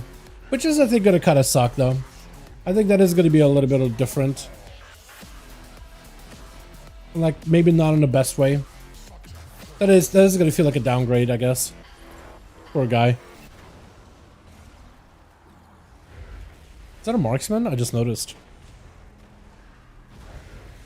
I'm just waiting for this guy to get a cast off. He's just not doing it. He's casting ice bolts. I'm waiting for the other one, the shield one. Because I know as soon as I throw a kick now, he's gonna throw a shield on the other big guy. I know he's gonna. I know I'm gonna die. Oh, I'm gonna die. Oh, we're gonna run by. Running. Not alive? Okay, now we're alive. I hated that. That was so bad. Oh, man. Do you guys play for fun? I know, right? Unless you're min-maxing everything out of the wazoo. What the hell are you doing? Are you even playing the game? Oh, please don't. I was gonna say, please don't be social. Because if you charge all the way to her, pretty sure she pulls, right? He's just standing next to her and he's gonna hit. Or someone will randomly clip him. Take the boss in lust. We could do that. Or the boss was about to do it himself. You want lust now? Hold on. Oh man. That is another thing that's gonna be a little bit better for Destro. It's gonna be made a little bit more mobile. Because as it stands right now, it's kind of all over the place. Like some mobility. Oh, come on, please, no. I guess that works. I don't like being over here.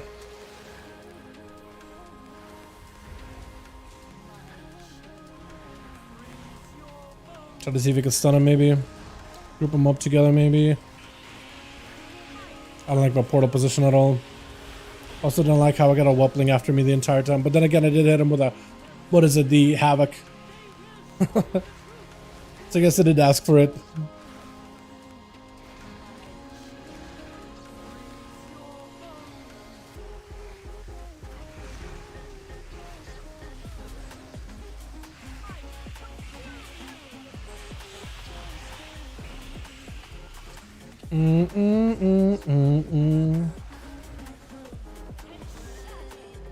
Thank you, Hunter.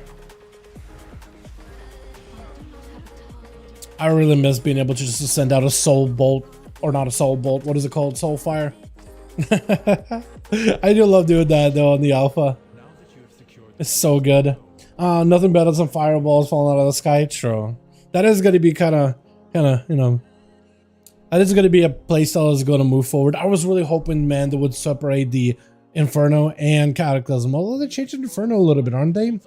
They're like giving it more damage but not more resources, so you might be able to play Cataclysm. I think if you're playing Wither, you're definitely easily just Cataclysming. Because that dot damage you will do with like the upgraded Immolate is so much better. Like that's going to be real nice.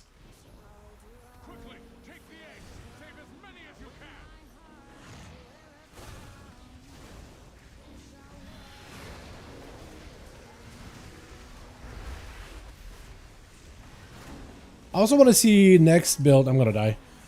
If next build they're gonna add the, what is it called? Overfiend. It's a demon that was available for a little bit on the Diabolus hero spec for Destro for a short bit of time until they changed it. But they said that Overfiend is gonna make a return, and it's essentially gonna be taking place of where. Oh, okay. I guess I'm gonna hit you with one of these.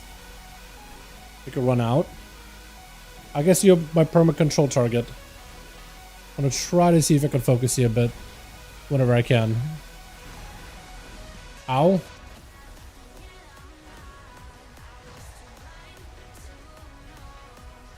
Oh yeah. You're so far away. Holy. Okay, if you're again. Okay, this mob is my responsibility now. I'm just gonna fear into Guam and hope for the best here. Okay, well, I guess I gotta kill you now. Hold on. I'm gonna let him know that there's this one back here. I guess I could CC permanently, can't I? Please, pet. Oh no, I can't CC permanently. Oh, this is not good. I wish his guards would help me a little. But they don't do that. I'm gonna drop Infernal on your head. I'm doing it again. I'm gonna cast Fear into you just to make sure you don't get a cast off. It'll stop you there. So another Fear maybe? Yeah. Oh, look at the control that we got. Kick that. Yeah, we just single target this one. This one is our responsibility. Maybe a second stun? Okay.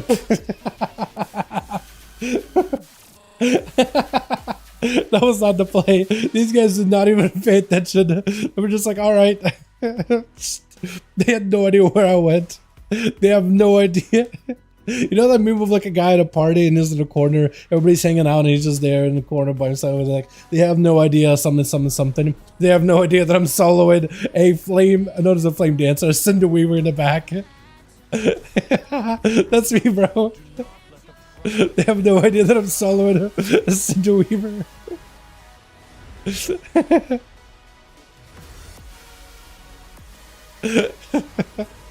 They have no idea that I'm keeping them from wiping. Why do I put the Cinder Weaver in the corner? Blue Infernal, best Infernal. I do like that one there. I do like that one. Tell me I'm running a blue one, right? Tell me mine is blue. Okay, we gotta run by. We're not gonna pull the big guy. Okay, we're pulling the big guy apparently. Alright. Oh, of course. Hate the lack of mobility I have in this class. The lack of mobility is killing me.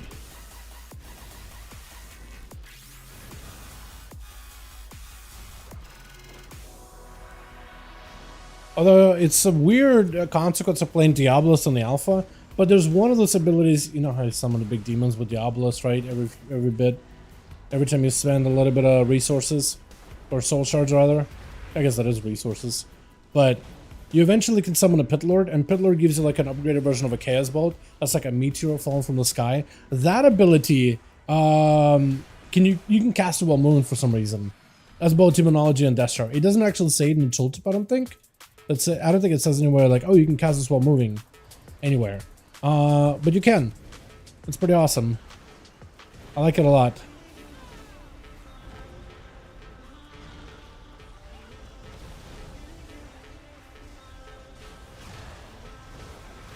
But that one I think is going to be huge. Like when you can actually get like a proper setup with your Warlock or whatever. And you get some mobility too. That's going to be awesome.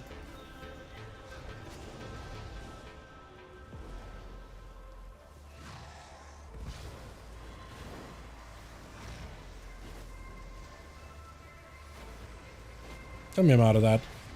Yeah, man.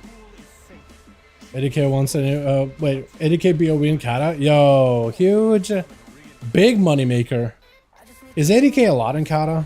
Another classic prices I've gotten like all over the place. I remember way back in like actual vanilla. Like having 1,000 gold, you were the richest man in the universe. Absolutely the richest man in the universe who ever lived.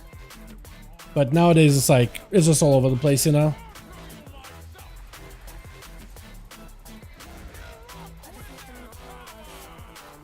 Prices are so scuffed.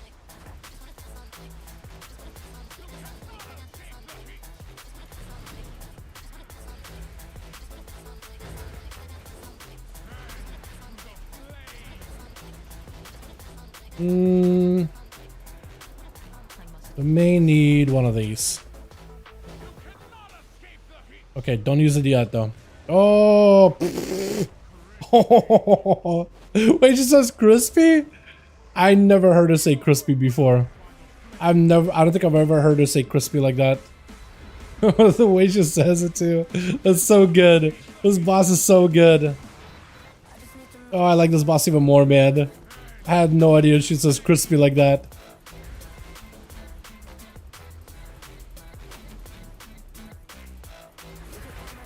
That seems hard for a 3. I mean, it's a 13, right? It's essentially 13. It's not that hard. Like, we're vibing. Doing a bit of damage. Doing a bit of dodging. Making sure we place in our curses on the mobs. I hate not being super mobile, but what can you do, right? That's the Warlock stuff. Oh, we could just kill her. I was just padding for no reason then. I was just trying to focus ads. Just 8 game tokens. So it's at 10k each? Okay, that gives me a bit better of an idea then. Alright. I still hate how they added tokens for Kata. I understand why they did it, but I still don't like how they added like tokens in Classic in general. I get why, I understand it, right? Not a dummy, but still.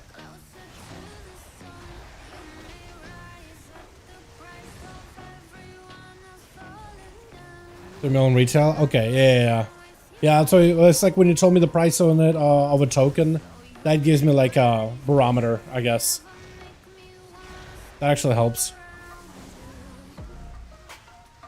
I was not actively using the math, but I had a basic idea. It's like 250 or something, right?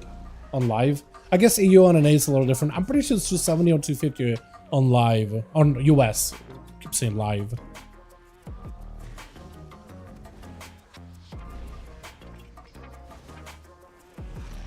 Oh, where are you going? These guys? Okay. That's nice.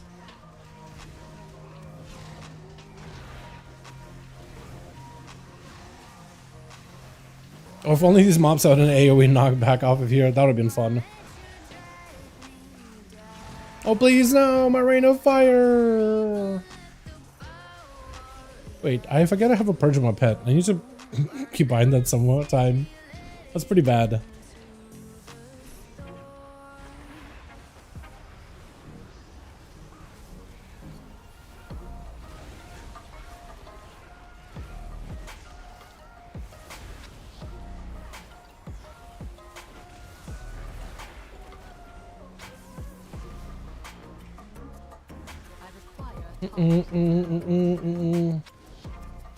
Had to Bobby for the token? Yeah. Shout out to Bobby. I'm glad he got to build his. How many yachts was it? 28 yachts or something. It feels like it's a lot of yachts. Look, okay. So the reason they said the token is coming in is because they have a hard time dealing with RMT, right? People are gonna buy gold for real money, so they're like, you know what? We'll just give you a safe way of going about it. That angle, I kind of understand why you go about it, but it's still not good for the game. Ideal solution would be just go super aggressive on the bans. But I guess maybe they felt like it was a rat race and they were losing it super heavily. I don't know. I don't know.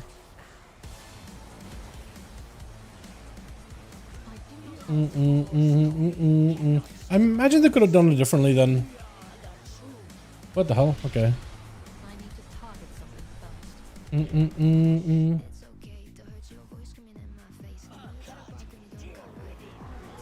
wish I had cooldowns. Kind of send everything earlier.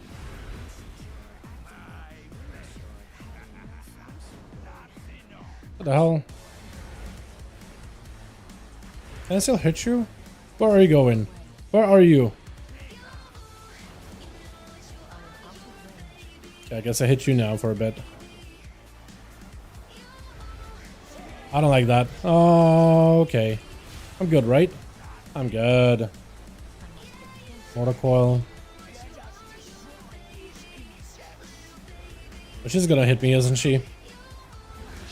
Yeah, I feel like she's gonna waddle. Oh no, she's waddling maybe this guy?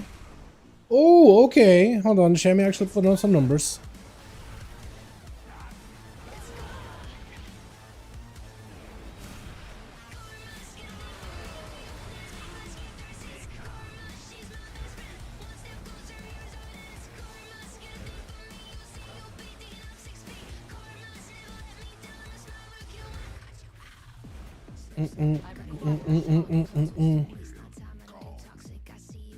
I made this character real late, didn't I? If I never done a Ruby. GG's. I was kind of hoping to get some gear out of this.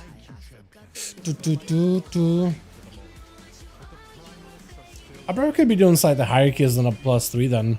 If it's only 499 gear for me. Devils are Mario kill them cack. You like that?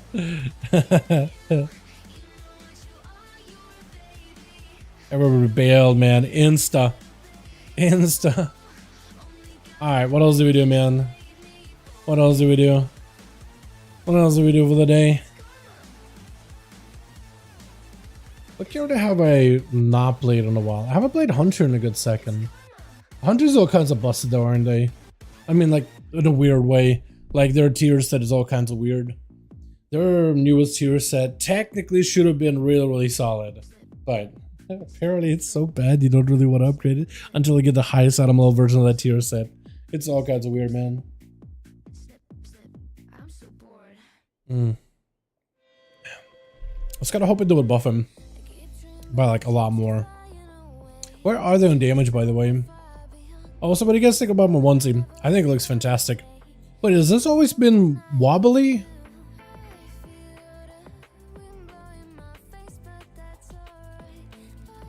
I don't think it was wobbly at first, was it?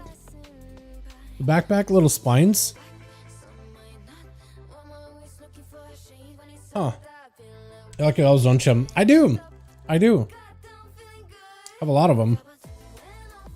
Yeah, I don't know what it is, man. Just I kind of like elves.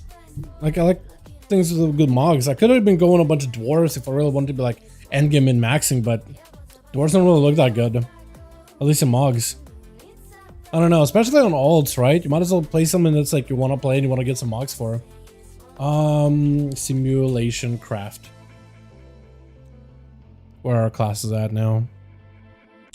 Wow, why did Outlaw drop off? Is that... No, that's not... This one. Pretty sure I was looking at the wrong one. There we go, now it's the real numbers. Yeah, dude, Dev Evoker's way up there, Jesus. Like, what? What? Wow. And then survival is, I guess it's technically above BM on pure single target. But, man. I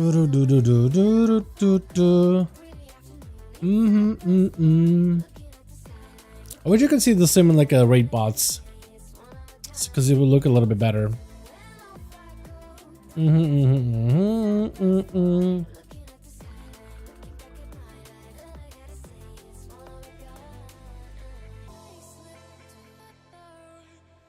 crit heavy. I guess that would be the two stats it would pack into. What are the talents for this? Deadly Duo, Spearhead. So he does actually play Spearhead. Wild. Huh. What up, dude? What's up, Cora? When's the beta? Any ideas? Bro, wow. It should be sometime, hopefully next week or week after. Like, based on the map, it should be soon. It should be real soon. Some people said even this week. Some people even started assuming like, oh, definitely this week. And it's like, it's one of those things where it's like, okay, that's maybe a little overconfident of a statement, which makes you think it's not this week, but it makes you think that, okay, it's been long enough, probably should be sometime soon. So I'd say next week, probably less likely. Week after that, maybe. And then every other week after, it's only getting more likely, right? So that's the way I would kind of aim for it. Burn it all. Played out how it would go. Hasn't played out. Yeah. So your ult is more geared than my main. So your ult is more geared than my main. Which character of mine is geared than your main? What, Warlock? The Evoker? I don't even know, man. Hold on. Maybe the Shaman is like the most geared character of my ults. I don't think my ults are really that geared this season compared to last season. Just because there's too many versions of WoW to play. Can wait for the backlash of the new waves of people who pre-ordered lol, instead of letting them all in at once. Can't wait for the new backlash of the new waves. Yeah, it's scheduled. That would be something. I think for beta, this should just let everybody in. You know what? Because I feel like right now when you're trying to do testing on the alpha, you just want to run a dungeon or something, right? You need numbers. So I feel they probably shouldn't do waves of beta. Or maybe if anything, they should do daily waves of beta, right? If maybe it's too much for the servers, daily waves at the bare minimum, and maybe like over a period of 5 days, everybody that got pre-orders is in. Because it is beta. They did pay for it, literally pay for it. So hopefully they don't delay anything, man. Hopefully they don't delay nothing. Although you bringing it up, I'm pretty confident they're probably gonna do waves now. It is Blizzard, right? It is Blizz. Okay, you know what? We want Blizz to be the best thing they can be, right? Deliver us the games and fun, but like, it's Blizz at the same time, right? It's Blizz, dude. It's Blizz. Which is not a good thing. It's funny, but it's not a funny thing. It's funny, like, how funny, but like, we're laughing because it's a little sad. Because if you either cry or you laugh. Get some MOP beta outrage flashbacks. Oh, I don't even remember MOP beta, man. I don't even remember what that went down. I just remember what, dude, MOP beta was still my like early WoW days, dude. I was still baby in WoW, man. Still super new. I was just having fun watching, like, at the time, watching Swifty put up videos of the MOP beta and people dueling each other in MOP beta. That's about all I remember. That's all I remember. I remember there was like a wand that apparently did a ridiculous amount of damage. So people ran around just one-shotting each other with this wand. Just like a random wand item. Blizzard world we're living in it. True. Decided to roll in Windwalker at launch. You gotta learn BRM and Mistweaver. In the meantime, both, which is like a lot of fun. I think you will like it a lot. A buddy of mine that plays Windwalker is really happy with the changes that happened to Windwalker. I think overall the class talent here for monks is looking really solid. There's a lot of cool stuff in there. Lots of cool, unique interactions in there that I like.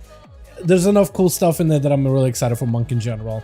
Brewmaster, they're making him tankier, especially get spiky damage, so it looks like they're hitting some of those issues. They're giving new stuff to Mistweaver as well, but mostly just reinforcing the melee Healy and cast Healy builds.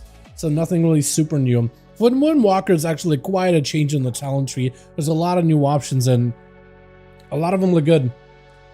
People bought the year-long sub that gave that have guaranteed MOP beta access when MOP beta got released. People got in over waves, took like 3-4 weeks to get everyone in. Oh really? Okay, yeah, I had no idea. Connecticus, I had no idea, man. That is, yeah, that's not gonna fly. That is not gonna fly. I get it. They're probably like, hey, that's a lot for people that are getting in, right? And probably beta servers are not designed for like a huge load of players because they're like a test realm. But hey man, you promised them beta access.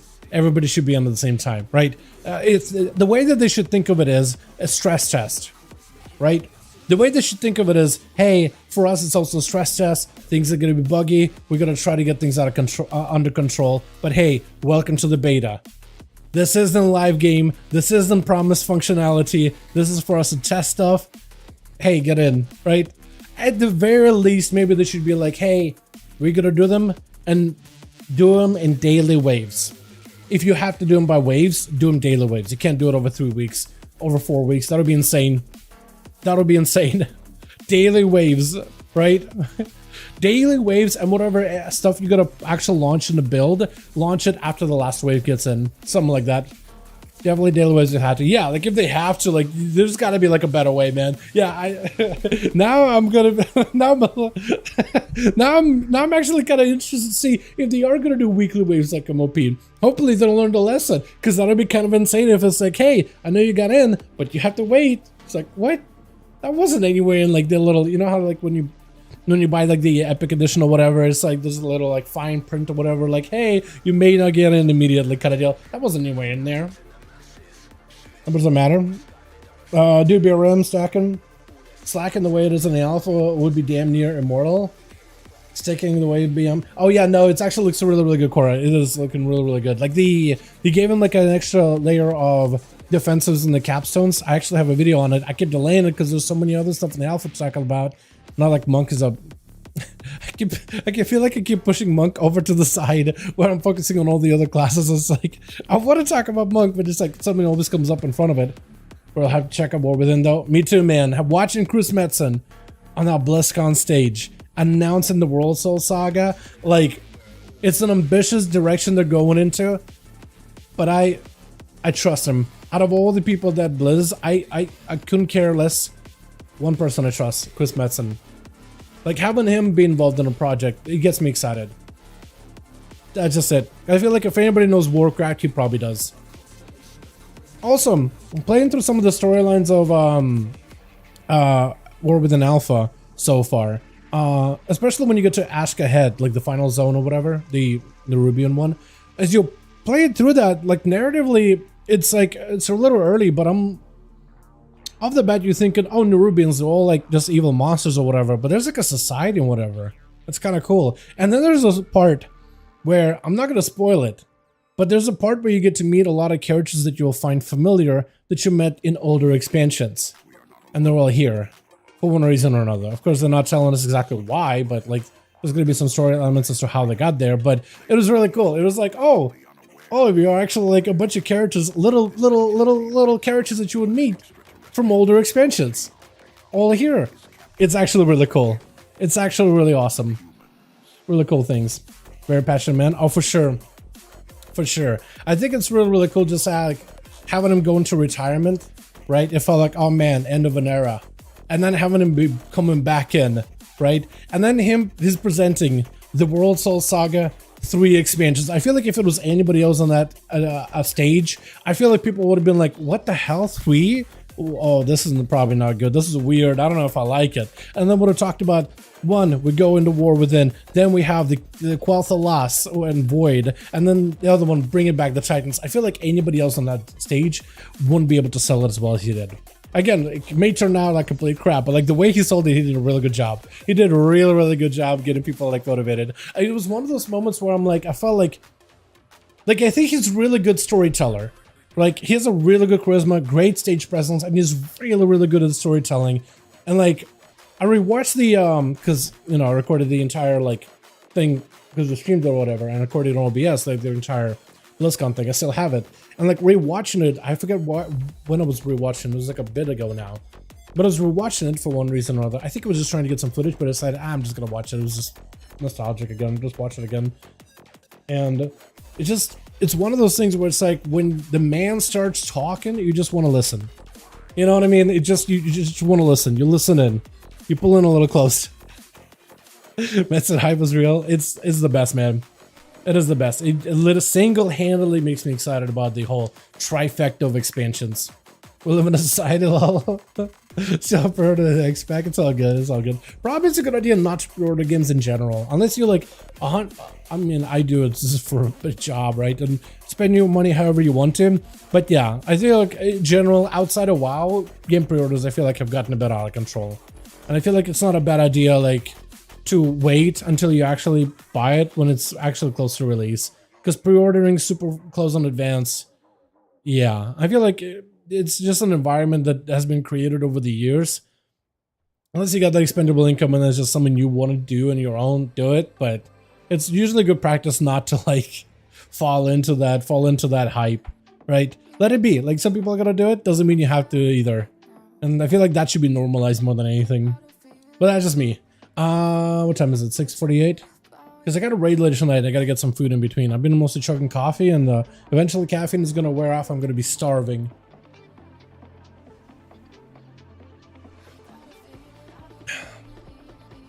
Do I have a project I gotta work on?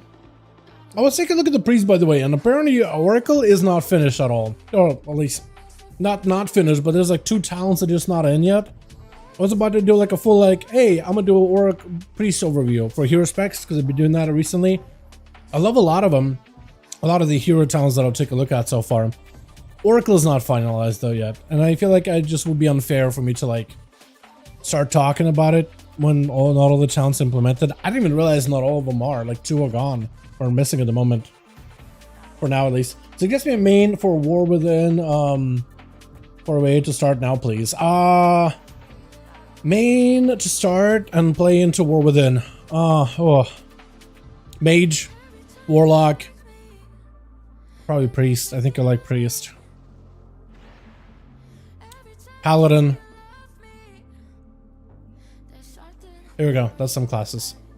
I probably could name more as I spend more time in the alpha, but those are the classes that I think you would probably have like a really good time now and a good time playing into War Within. As for the other classes, they're not finalized, so I can't really say much. Just because I didn't name a class doesn't mean it's bad. It just probably Warrior. I feel like if Prod got some huge buffs, I'd easily say Warrior. Hunter? Yes and no. The thing is about Hunter is they're not getting any changes in the alpha. Class, spec. So I feel like some of the issues that are present with Marksman, BM, and Survival stay, but now you have like a layer of hero talents, which if you like Hunter now, you don't have to learn anything new for War Within, which is cool. You don't have to relearn the class entirely, right? So my GM, who doesn't want to have to relearn a class, he's going to be happy about it for the most part. But it does make me a little concerned that they're not even like doing a lot of cleanups and little alterations and little adjustments and all that. So I'm holding off on the Hunter for now. Hunters are good now, but yeah, but it's just for War Within. I'm holding off naming them as like a easy recommend for the moment. Mage, Pally would have been my favorite so far. They're looking really good though. I mean, 30-second CDO on wings for Red Pally is nuts. It's just insane. The thing makes me want to listen to Chris Mess is the fact that he is Thrall, agree Jesus, human form low. I think it's that, but I think also he just has a really good, I mean, over the years, whenever he's been on BlizzCon, he's always had great stage presence, and he's a really good storyteller. Like, that's just, some people have that skill, and I feel like he has a fantastic skill at that. DK? Death Knight, yes. I'd want to see some more stuff for Blood DK, but Death Knight is a pretty close one, because Frost and Hole look really good. Right, at least have a DK ult, just for Rite of the Apocalypse. I think you're gonna have fun with it, no matter what. Red Palette for PvP, stay in Demolock for PvE. Those are good choices, I feel like. Again, we're not final, we're not in the alpha. I can't tell you what class is going to be best, but like based on what we've seen in the alpha so far, I think those are pretty solid choices. I think those will probably be pretty good. And the Win short story, I did not know. I meant to look at it, but dude, I've been so busy, literally between mob remix, a little bit of live stuff with raids or whatever, between alpha. I'm that busy. I haven't even got to take a look at the short story. I got to read the one on Alaria, but not on Anduin now. Don't spoil it, please. No spoil. No spoiler, please. Not yet, at least. I don't really have to learn anything new. But I think let's go for Mage, Pally, Warlock, DK. So they're just trying not to add needless complexity into classes with the hero talents. They're just trying to make them like more intricacy, more interesting ways to play them, but they're not trying to make them needlessly complex for the sake of complex, right? Because a lot of people want to have a class be complex, but like sometimes too much complexity for the sake of complexity is probably not a good direction to go in. So they're trying to avoid that as best as possible. Some of them are coming out like to be very, very passive, but I think it's just they're trying to rather be more passive rather than like too much unneeded, like bad complexity that makes the class play worse, right? So I think that's what they're really trying to avoid. But that is also a benefit. Some people don't want to go into an expansion just relearning the class completely, right? So like hunters in particular, if you're like, if you like the way survival plays and marksman plays and you don't want to completely relearn it, Sentinel is really good for you because it doesn't really do anything crazy. There are some interactions with the Sentinel, but like a lot of them are passive, but not in a bad way. It's really strong. Just hold on. Let me see if I can show you.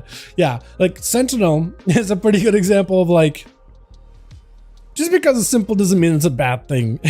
See if we can pull it up real quick. Yeah, so if you're a hunter and you play marksman or you want to play survival, partake in some melee hunter once in a while, and you're like, I don't want to have to relearn a spec, but like, usually in most cases people have it in their heads like, okay, I need to play something that's gonna make my class more complicated, but I'm gonna also be able to hit harder, right? That's usually how those things get wrapped up together. Is this the right one? Is this it? No, that's the wrong one. I'm trying to find a log that there's one. That's it. Yeah, like you could play a more complicated version of a class, or you could play Sentinel Hunter that's very, very passive, and you got Lunastorm doing most of your damage. Of course, like if you were to layer down, like majority of the damage is from the Hunter, but the arcane damage of Lunastorm plus Sentinel plus all the smaller ways that Sentinel interacts with some of the abilities, yeah, it's very passive, but it's also very effective. Very, very, very, very effective. With a very simple playstyle of you basically create a storm and you want to keep enemies in that storm for as long as possible, which most chains after playing Shadowlands are used to. You just tell them, keep blue circle good, keep them in blue, and then they'll usually do it. Yeah, it's gonna go back to like that Shadowlands. Like people have been trained, Pavlovian response of blue, put mobs in it. People are gonna be salivating while putting mobs inside of blue circles. It's gonna be the best. It's gonna be so good. Gradix golden kata at the moment with tokens, easy farm gold now. Hell yeah, dude. Hell yeah, get the gold farm done. Hunter hero towns are more tailored for MM survival, not as much for BM. I'd say BM is just I'd say the wild pack leader, there is a bit of interactivity between barb shot and kill shot, but it doesn't add new interactivity. It just builds on what exists, right? That's what all of them do, is they build on what exists. They don't change interactivity. They just add what exists. For BM though, your main rotational abilities are what? Kill command, barb shot, cobra shot. I guess you could also apply Bestial Wrath because it's a fairly short cooldown, but you don't press it as regularly as kill shot or barb shot, but it is there pretty regularly. So like your rotational buttons are not that complex, so they're just simply tied. The two abilities you use a lot, barb shot and kill command. And it still does add you like new gameplay to it, right? There is new interactions in there, but you're not pressing different buttons. You're not really changing the buttons too much, but there is a little bit now, a little more nuance to it. Again, you're not gonna, basically whatever knowledge you develop so far, you're just gonna be able to take it into the next expansion, not have to completely relearn it. John Doe, love your content, love you buddy, hope you're doing good. A Disc Priest far more within. Yes.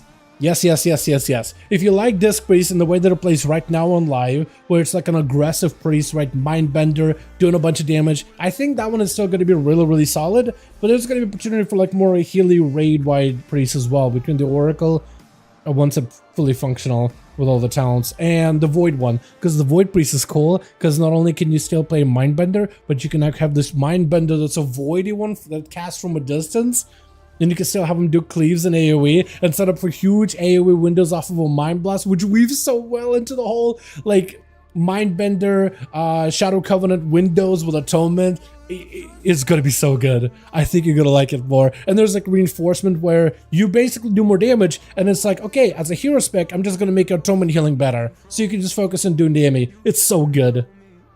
Can we mention if they could rework mirror image from Worthless ability and something where blink drop in a mirror image, you can act as a trap card, or if you kill the executed, polymorph, freeze. That would be cool.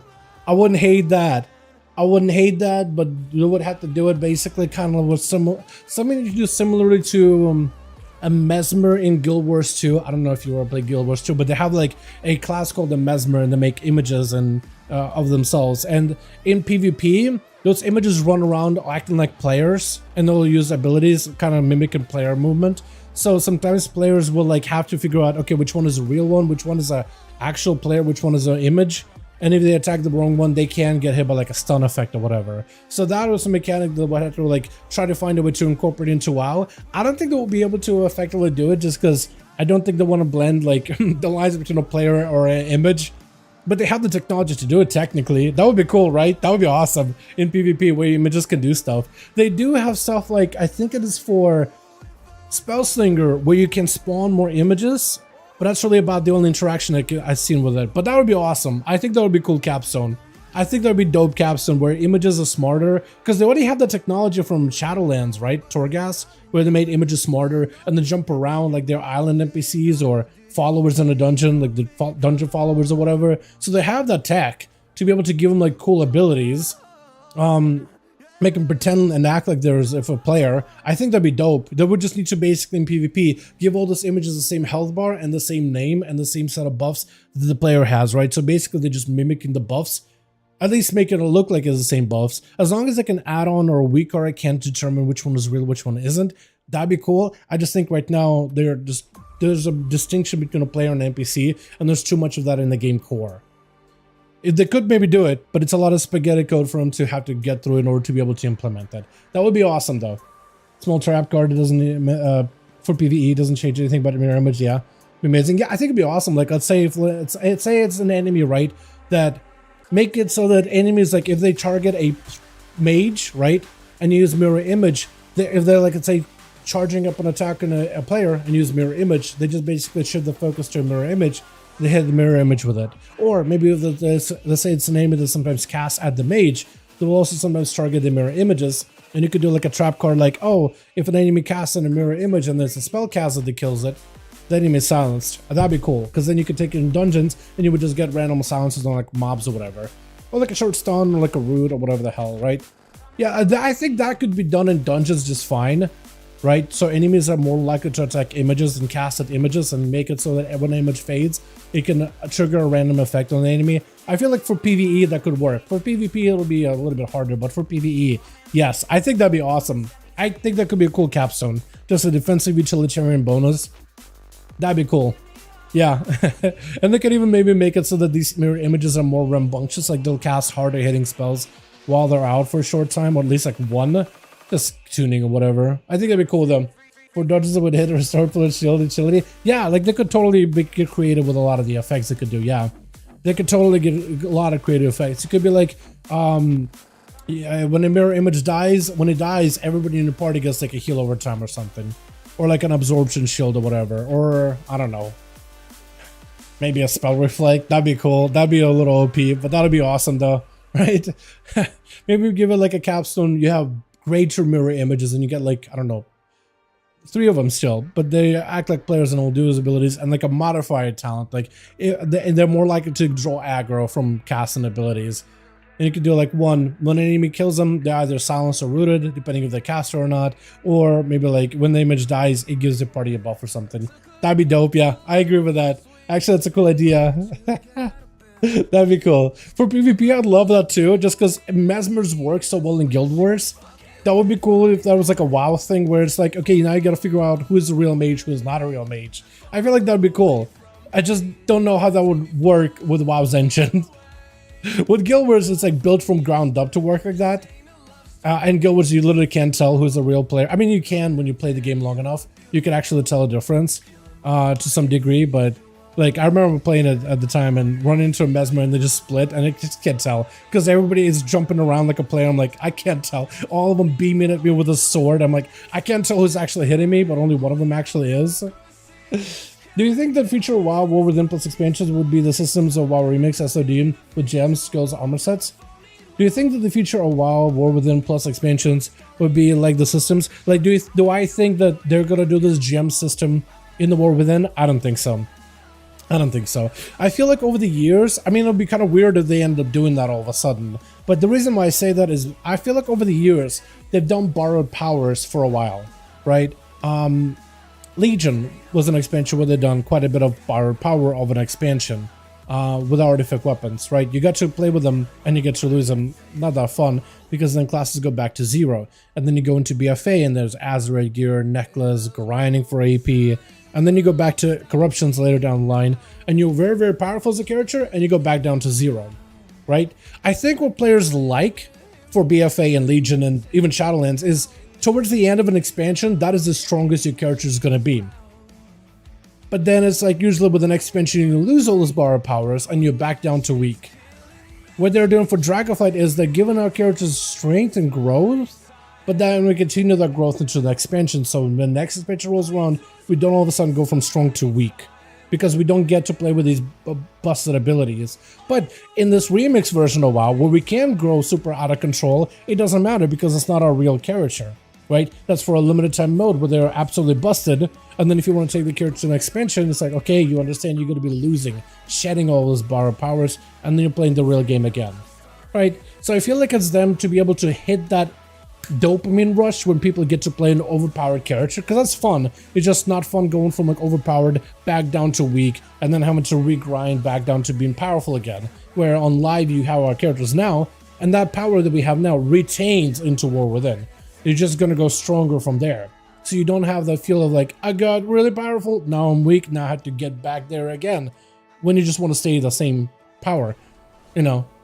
But putting it in a separate mode once in a while, just for funsies, when there's nothing really going on in Live Realms, like everybody's done the raids or whatever, right? You either get your Lego and all these other things, like, you're done for the most part. So it gives you like an alternative way to enjoy WoW. And I think it's good because it allows them to experiment with stuff and do things differently without necessarily affecting the live game. Like the live games don't have to take this balance and figure out how it works in PvP or none of that, and tune stuff and all those things. Appreciate you, John, my guy. Okay, I'm gonna hashtag John. Appreciate you, my man.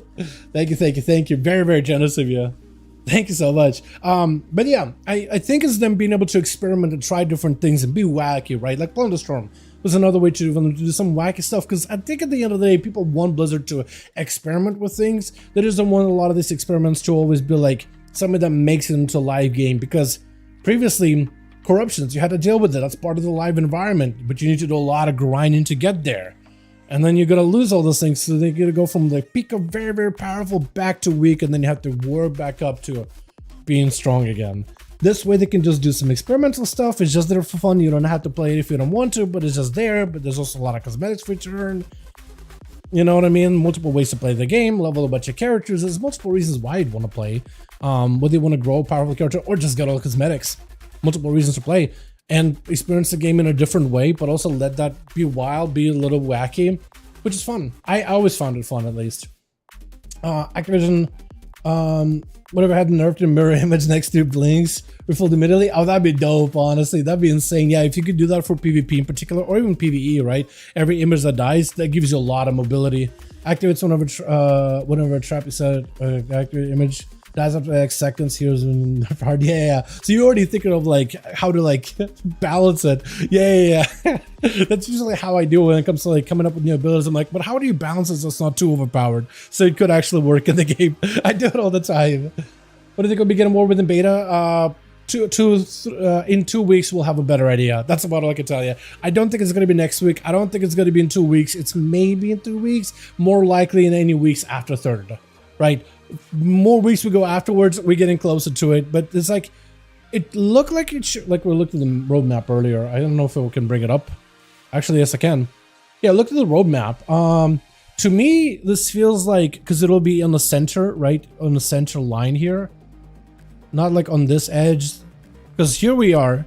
We're getting closer to like spring, summer, and it's a little bit afterwards, just slightly after. So I want to say like 2, 3, 4 weeks or something like that. I don't think it's next week. I think it's maybe 2 weeks.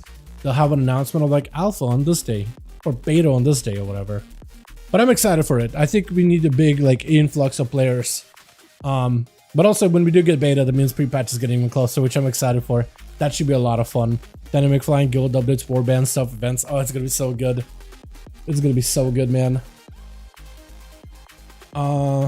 Hope Legion Remix. Dude, Legion Remix would be awesome. I think Legion would be an excellent expansion for Remix. There's so much stuff to do in Legion. The Mage Tower could make a comeback and they could really like spruce it up. Maybe even add a whole new challenge for it or whatever.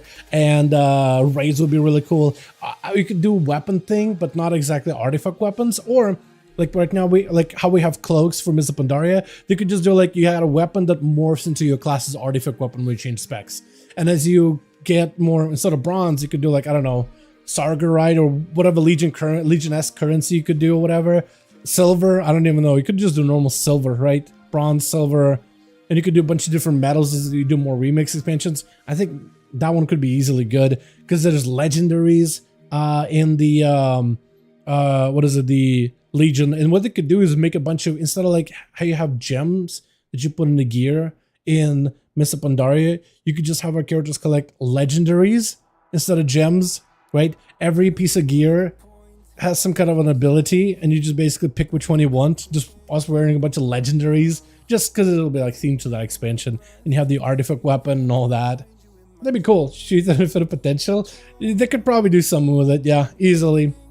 I also think of brainstorming that the arcane could be reworked like that with to be a reward to work like the Fatal Rogue spec. The longer the fight goes on, Arcane Mage controls arcane currents in battle. I don't think that would be worst either. Although apparently that Fatal Rogue ability, the one that gives you stats, it reads like it should stack, but it doesn't stack right now. It reads like it should stack. Like, I'm not the only one that read it too, and I thought, oh, it stacks.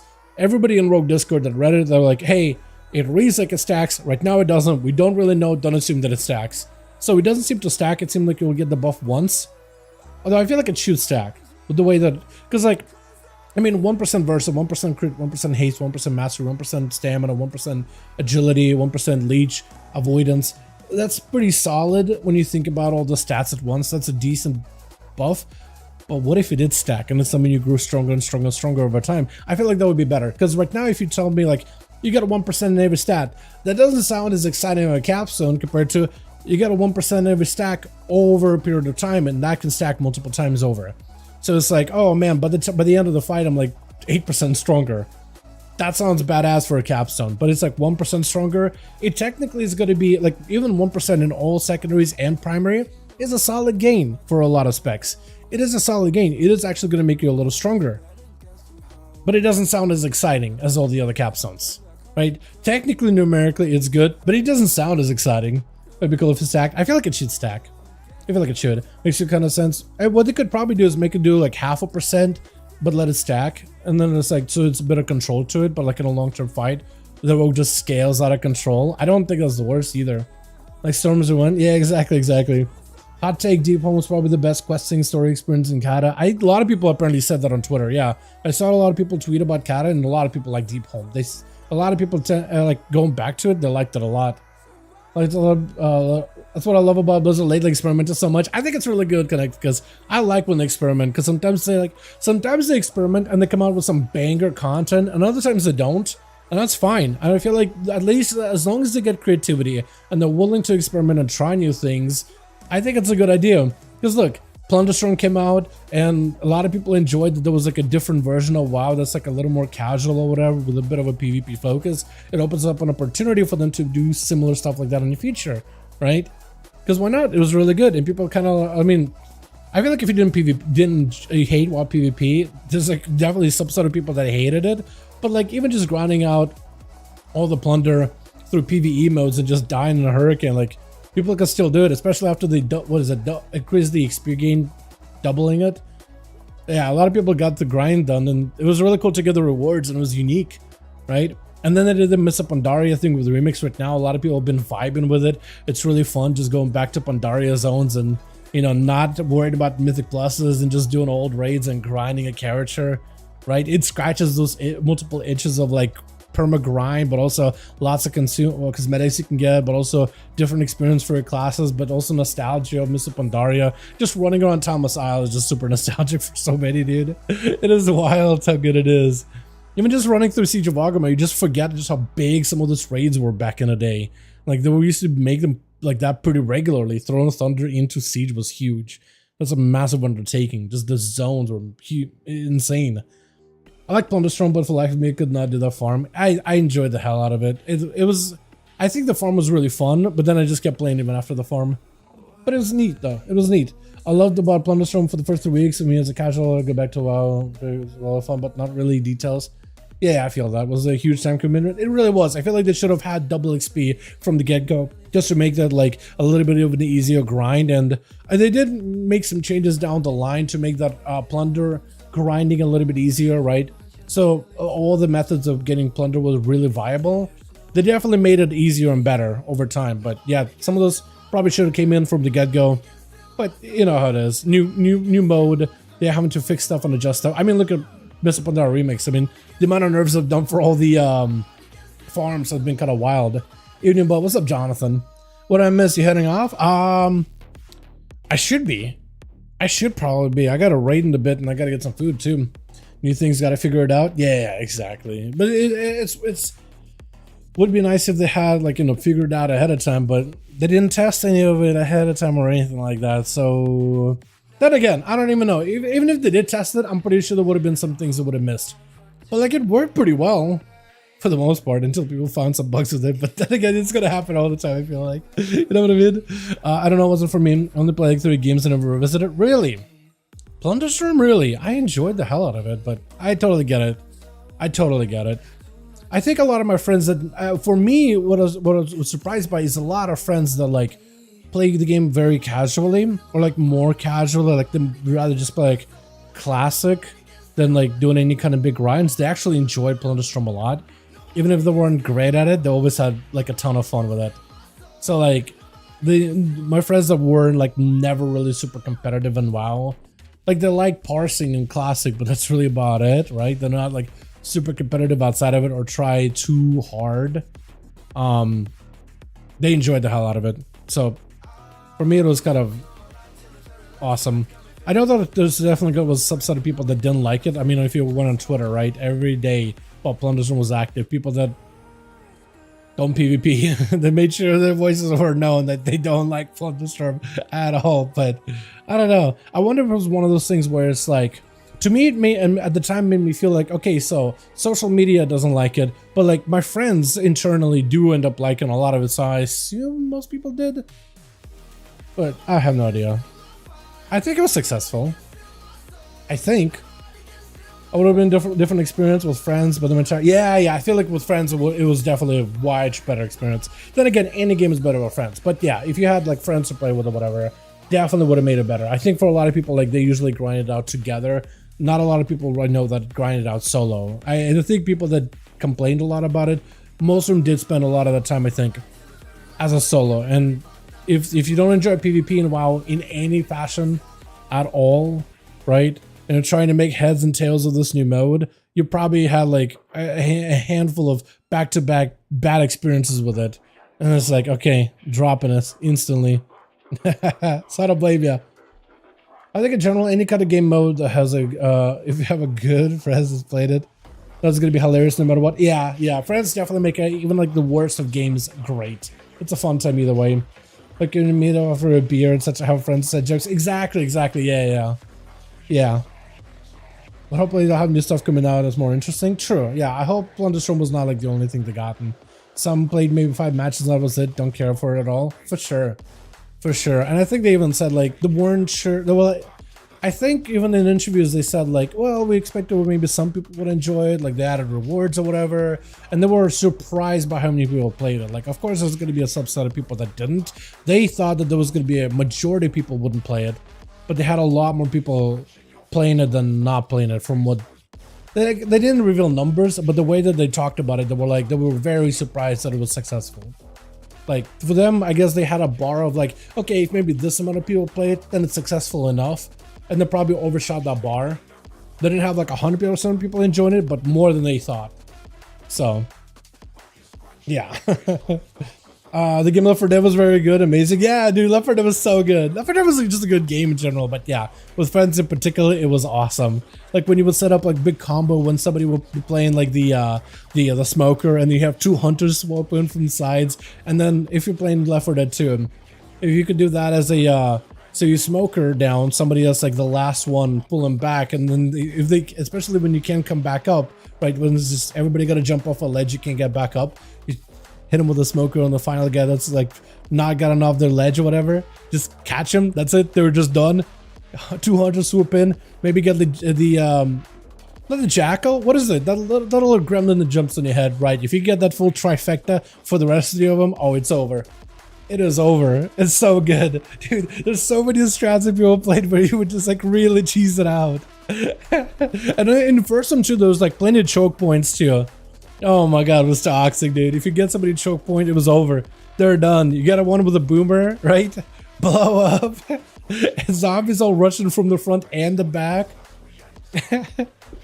They're all stuck to the corners. Maybe you get the spitter and just spit on the floor. They're just done. They gotta either leave or they gotta stay in. If they stay, they're just gonna die. They can't leave because there's a ton of zombies running in front of them. It was so good. Oh, when someone you had to rescue, it was amazing. Oh, it was so good. It was so good, man. It was a rush, dude. Like first time we play it, because first time we play a hunter, I feel like it's just it's so disorienting because he'll leap me so far away. It's just have no idea. I remember it just being completely disoriented. First time you play a hunter, you panic, so you just spam the jump button or leap button every time. You just leap it everywhere. Especially if you get in a closed space, you just leap it all around, hoping to catch somebody. Took a second to get good with it for me. And when it was hilarious. Oh, it was the best, dude. Peak gaming. Yeah. I don't think they've ever been able. They try to make games like Left 4 Dead 2, but they've never really been able to capture it. I don't think. I'm hoping that one day somebody will make something like that. Imagine that a WoW, a Left 4 Dead 2 style WoW with like maybe like you're a bunch of survivors trying to get out of Strathholm when there's zombies everywhere, right? And people get to play special infected and get to use abilities. I feel like something like that could actually work. No joke. I think that actually could probably work potentially. Imagine, dude. Imagine. Yeah, it would have to take a lot of effort though, I feel like, to get it right. I was there to check my win intake showed up. Oh yeah. Oh yeah. Oh no, for sure. Another one was Risk of Rain 2. Oh, Risk of Rain 2 is really, really good, yeah. I'm not a huge like Risk of Rain on that kind of style of games like the roguelite or whatever, but like I did have a good bit of time with it. It was like not a game I normally play, but I did play that for like a very, 3 weeks, like daily. Like really wouldn't, like it was having a lot of fun, really just with homies, and I got a lot of that out of my system, and I revisit it once in a while, but yeah, it's been a second. Yeah, Risk of Rain is really, really good too. Models off so many lights out. Yeah. Which of my expectations for my pre-remix? Yeah, I think they scratched like a bit of that, like somewhat scratched that edge. It wouldn't be quite like Risk of Rain, but I think like a full roguelite version of WoW though, I feel like that could also work too. Like they got the gems working in Mop Remix. They could probably do something like that as well. If you want to play Killing Floor, yeah, that'll do it. That'll do it. Is that any good? Because besides WoW, and there's too many versions of WoW playing, I kind of still do want to do like a full Baldur's Gate run before I get into any other games. I was thinking of going back and replaying a Mass Effect Andromeda, but then I saw a review of Mass Effect Andromeda, a more recent one. I love Mass Effect games. I really want the next one to be good. I guess Mass Effect 4, right? Andromeda was cheeks though from what I saw the review. I was just like, oh, okay, I'll just watch it. So I usually just have a video to like listen to when I'm in bed, trying to fall asleep. Just like it's like equivalent to like having the TV on, but just something on, just helps me fall asleep faster. But yeah, check out that one real quick. Yeah, that's for sure.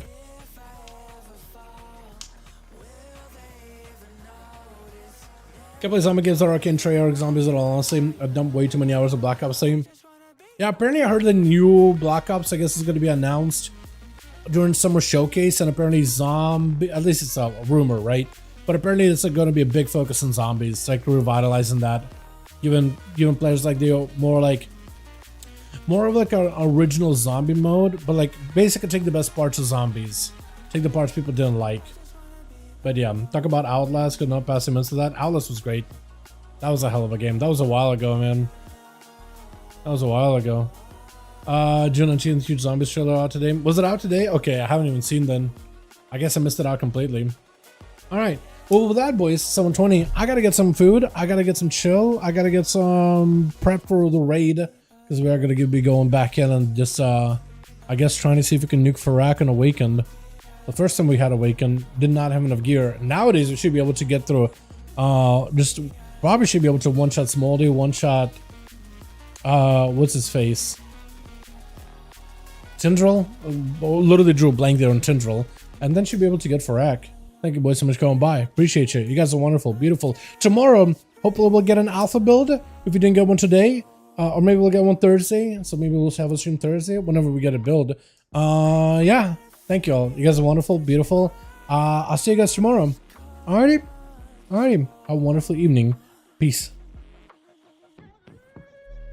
There's no more hope left. We're stuck in the unknown.